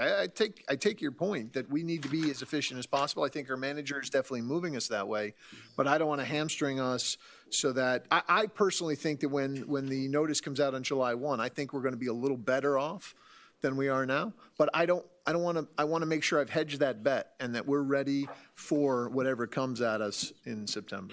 I just wanted to add that I don't, and I've seen this happen many times. Now this is the third budget season we're going into, is that we concentrate so much on the millage rate first and not the budget, right? And I think we really need to start looking at the budget. And I'm not saying that we don't, what I'm saying is that if we go to the rollback, I'm not giving a green light to say, you know, don't worry about cutting stuff. Don't worry about being efficient as possible. I mean, that's what we're going to do when we come to the hearing, and we're going to make it as efficient as possible. But if we find out that we do make it as efficient and lean as possible, and we still need that little extra, and then we say, why did we corner ourselves? Now we have to cut this, and we really needed to do that. We got to cut it now. You know, maybe, and maybe that's something that you lose a level of core services that we don't want to lose. It could be. We don't know yet because we don't have anything in front of us to see what we're looking at. We just don't know. That's right. I believe that we're going to keep it at 3.1. I believe it. We're not going to go up. But why corner ourselves right now? We'll go to the rollback. It's a little tiny bit that we have some flexibility just in case. But most likely, I don't think we're going to increase. So I'm not saying that we should increase it. I'm just saying that let's do the budgeting side first and see where we are. And it's our responsibility to make sure that it's being done as efficiently as possible. Councilmember Segarola. Okay. My heart is with Katie's argument, and man, that's a good argument. But just in case, I second what Brett just said. I mean, there's a 1% chance I'll vote. Right, I don't think But there's- just in case. But I really want to go with that 3.1. I think you said it too. So, yeah. Okay, if there's something that you wanted us to decide, not at a vote, but a consensus, we don't have a consensus. So We for do all, have a consensus. We have four of us consensus that. we go- consensus is consensus. No, it's a majority. The majority is a No, consensus. no. Look it up in the dictionary. Consensus is not consensus. I think about Jennifer all the time. She has the worst job in this field. I don't know how she manages, after our long conversations, to get something. That's why I told her, keep a little pad with it to do things. A consensus, and we crossed this bridge already, and we actually took a vote the other day because the word consensus is unanimous. It says it's a And so general if we agreement. cannot take a vote, and you have at least three, a 4-3, we don't have consensus. It says a general I'm agreement. gonna, wait, hold on. I'm gonna look to the attorney on this. Can four of us direct the manager to do something? General agreement is. Here's Mike. That's a consensus, and So what does that mean? If four of us The want, majority Can generally we- agrees. that's okay, thank you. Then I'll take that as, Or four I'm of us, happy to notice a meeting and come back and take a vote. How many days do we need to do that? Would you rather do that You know, later this week? no, look. I would rather have some financial responsibility and I do too. try to basically, hey, we're moving in the right direction. Why do we have to raise a millage now? We're not raising the millage, we're- Well, yes, we are. Okay, well, we're not. Yeah, well, you but say it's the same, excuse me. Roll back the same millage, what you're saying, to get the same amount I'm of saying money. it's the same taxes, but my point is, we're not raising the millage here. Well, you're What we're raising- doing is we're putting in the trim to make sure that we've got the ability I to raise if we so understand what decide. you're saying, but I'm also saying, like you say, it's a very insignificant amount of money to raise the village. And I'm saying, fine, then why bother? Why don't we keep it where it is, show everybody else that we're going to be efficient, and we're going to do our damnedest to make it work. I understand. Okay? Your And point if is we have to taken. cut something, we cut Your something. point is I taken. doubt it. I believe the magician is going to work her magic, and it's going to all work out great. well, she already has a track record of savings. And let me tell you, I have been blessed to have been in public service in municipal, state, and federal government. There's not one case, and I'm a liberal Democrat. There's not one case where government cuts. It's always increase. And it's come hidden in millage and this and that and the other. I'm revenue driven. How much money do we have? That's all we have to, one member of the press asked me, well, how are you going to react? We're going to live within our means. We have $100, we're going to spend $100. I'm not going to go back. And it's a philosophically well-established thing that I think people are expecting from us, a signal. I know the significance of it, but some things have a significant impact, and I think we should hold this thing, which is not, I agree, not a quote tax increase, but it's like a little wiggle room. Government kind of creeps up on you. All of a sudden we have 11,500 from something that was supposed to be free. And by the way, Madam Manager, in your presentations, forgive me, I also would hope that we can change the communications when you say budgeted, so like it's painless. If it's budgeted and unspent, then let's keep it in cash. Cash is king. it's sort of well, really, it doesn't have an impact because we budgeted last year, so it doesn't have I know financial science, but I mean, in people talk, we just don't have to spend it because we approved it. Right. Okay. Okay? Manager, are you clear? Let me recap. Okay. I'm going to process the trim notification at the rollback rate. I'm going to work with the community groups for the August meeting to provide a quarterly report that includes any executed agreements that we have, any agreements perhaps that have been proposed but not executed, including a financial report that reflects on revenues and expenditures. I'm going to work on getting a proposal in particular for the foundation that I can, a vendor proposal in essence, and I will do an in-house analysis comparing the cost of doing the services in their proposal to what it would cost us to do those services in-house. But the vice mayor had a point. Yes. If you're going to do that, do it for the chamber as well. Absolutely. For everyone. I mean, I think ultimately a nice, to have an agreement with everyone I agree. probably is where we should That- end that's up. absolutely right. So maybe Okay, the please first. continue. Okay, so we'll get proposals. Okay, so the August report will include a proposal from every group about what the agreement would look like. Art in public places, we're eliminating the consultant, 35 to 11. You still want to do that until are you taking that? No, I think I'm into Okay, deciding. I just wanted to make sure that, I've fine. decided already, Fine, took the fine, heat. fine. And I think You pulled the Band-Aid. Okay, bear with me here. Now, just, And, oh, I'm sorry. and we'll work on trying to quantify the value of the office space and the in-kind services. Clarification, in-kind services specific with the community groups or staff providing in-kind services? I wasn't clear on in-kind services for who. I'm not sure who the in-kind service is. I would say in-kind services for everyone. Okay, so Anything and we'll work everything. on that There has going to be a into full the, accountability of everything. So to the point on that, on these groups, some did show up tonight, but the Community Foundation isn't here, and I feel like we need to give them the opportunity to present to us. I think that's the right way to do it. In terms of the Community Foundation, Bob came and he said, I mean, he gave a great speech, but he didn't fully explain, he didn't feel prepared to speak to what the chamber did. Well, we had requested that people weren't speaking, and they Right. provided this information. So there was no expectation to have people come forward, and they did anyway on public comments, which is great. But I'd like to see them. I mean, my question is, I know I would like to have them come and present to us. I think we need to establish our parameters That's- before okay, we ask people to then present that's to us, Which because would I be to the think council. we need to. Right. For your Yes, proposal. Absolutely, Yes. it would be to the I think council. we All need right, to so give at the people August meeting, we will deal with the policy, and then perhaps at the budget. That'll be an we'll agenda decide. item at the August Perfect. meeting. Okay, that's what I wanted to know. okay, so. And in the interim, we're all going to work on our own ideas of how Do you that live should with a look. 3.1 millage thing? just, Thank you, Ed. she will do it. What are we going to do about So the village? value of the office space and the in-kind. Entry block is officially off the table. We're not pursuing the entry block negotiations further.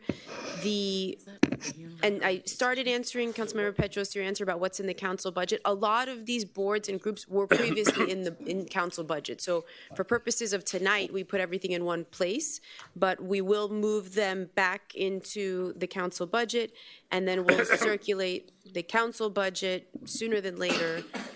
There will not be a second workshop at this point.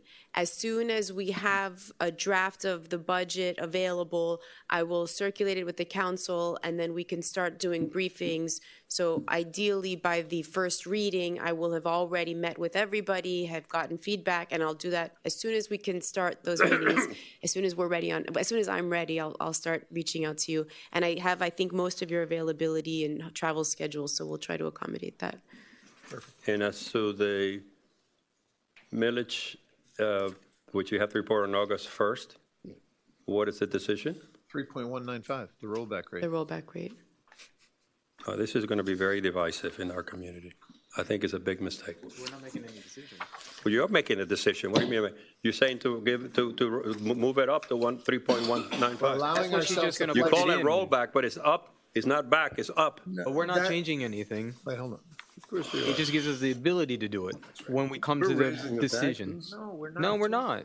All the people who have homestead will be raised, taxes go up. But we still have to, we still have to vote on it at the public budget hearing. We still have to vote on it. This is not, there's no We're vote not on it. making any decisions. But we are sending a message to all of the people here and watching us and to our manager that we don't have enough confidence in our ability, and we got elected on efficiency. We're making substantial progress in that direction, that we will make it. You gave us $100, and we're going to make it work with $100. Are you comfortable with the manager's budget as it exists right now? I don't know about her budget, but I trust it. Well, that's my point. Well, but she already has shown, I'm into delegating.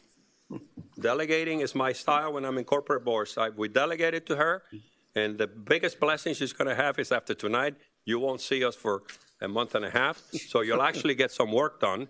And she's shown me that in a short period of time, she's turned it and is in the right direction. We're going to send mixed signals. Well, why don't we then, Vice Mayor and then Councilmember we've got Petros. this moment now, but all of your arguments and all of your points can be restated when we have our budget workshop and we state the millage and we have all of the numbers of all of the departments in the full operating budget. You get another chance, basically, to have that same Except usually conversation. things don't go down. So the headlines tomorrow, the headlines tomorrow, the guys are paying the bill. By the way, we have a very big budget. We get a cold pizza and very bad coffee. That's all we make. Oh, excuse me, Mayor. The message going out tonight is that we are, quote, moving in the direction of increasing the millage. Vice Mayor McCormick.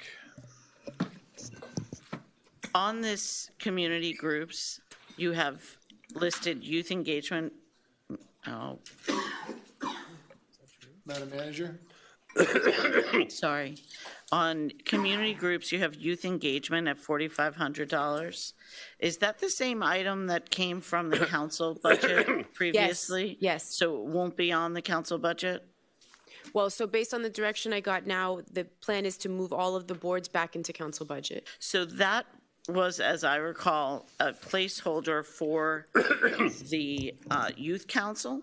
And then there was talk about maybe using it for some, if we didn't re-engage a youth council, to use it maybe for some other anti-bullying speech or different things that happened. What did that What end youth up? council? What youth council? If there was one? Because we We tried had- to get one appointed last time. It told us that we wouldn't. I'm talking about last year's budget. When we approved it, we put 45, we left the line item of 45,000 in there. What was it spent on? Nothing. Okay, so, and do we have a plan for it in the year for 2020? So as we went through this process and sort of pulled out all of the community groups and the sponsorships and things out of all the budgets, some asks came my way. I had some follow-up questions, and then there was never any follow-up ask. So I think the 4,500, to my knowledge at this point, the kids never came back and Like the avatars or something? Okay, so can we right now just take that out? Because Youth Council has its own line item at $1,000. Yes. And then there's other youth initiatives. So that 4,500 should come right off the top. I can tell you too, for the 14,000 with the Parks and Open Space Board, that can align with the planning for the strategic vision, because I had a conversation with the chair, and she said that she thought that could be incorporated, so it's almost like, well, you don't need one if you do the other. I would add to that, I think the zoning matrix, it's the same skill set. It's that same urban planning, so maybe all three can be grouped. Okay. Okay. So can we try to do that for the first budget hearing, to have them grouped and hopefully reduced by overlaying them? Oh, yes, yes. My goal is to have a budget ready that I can circulate with you and start the briefings as soon as we're ready.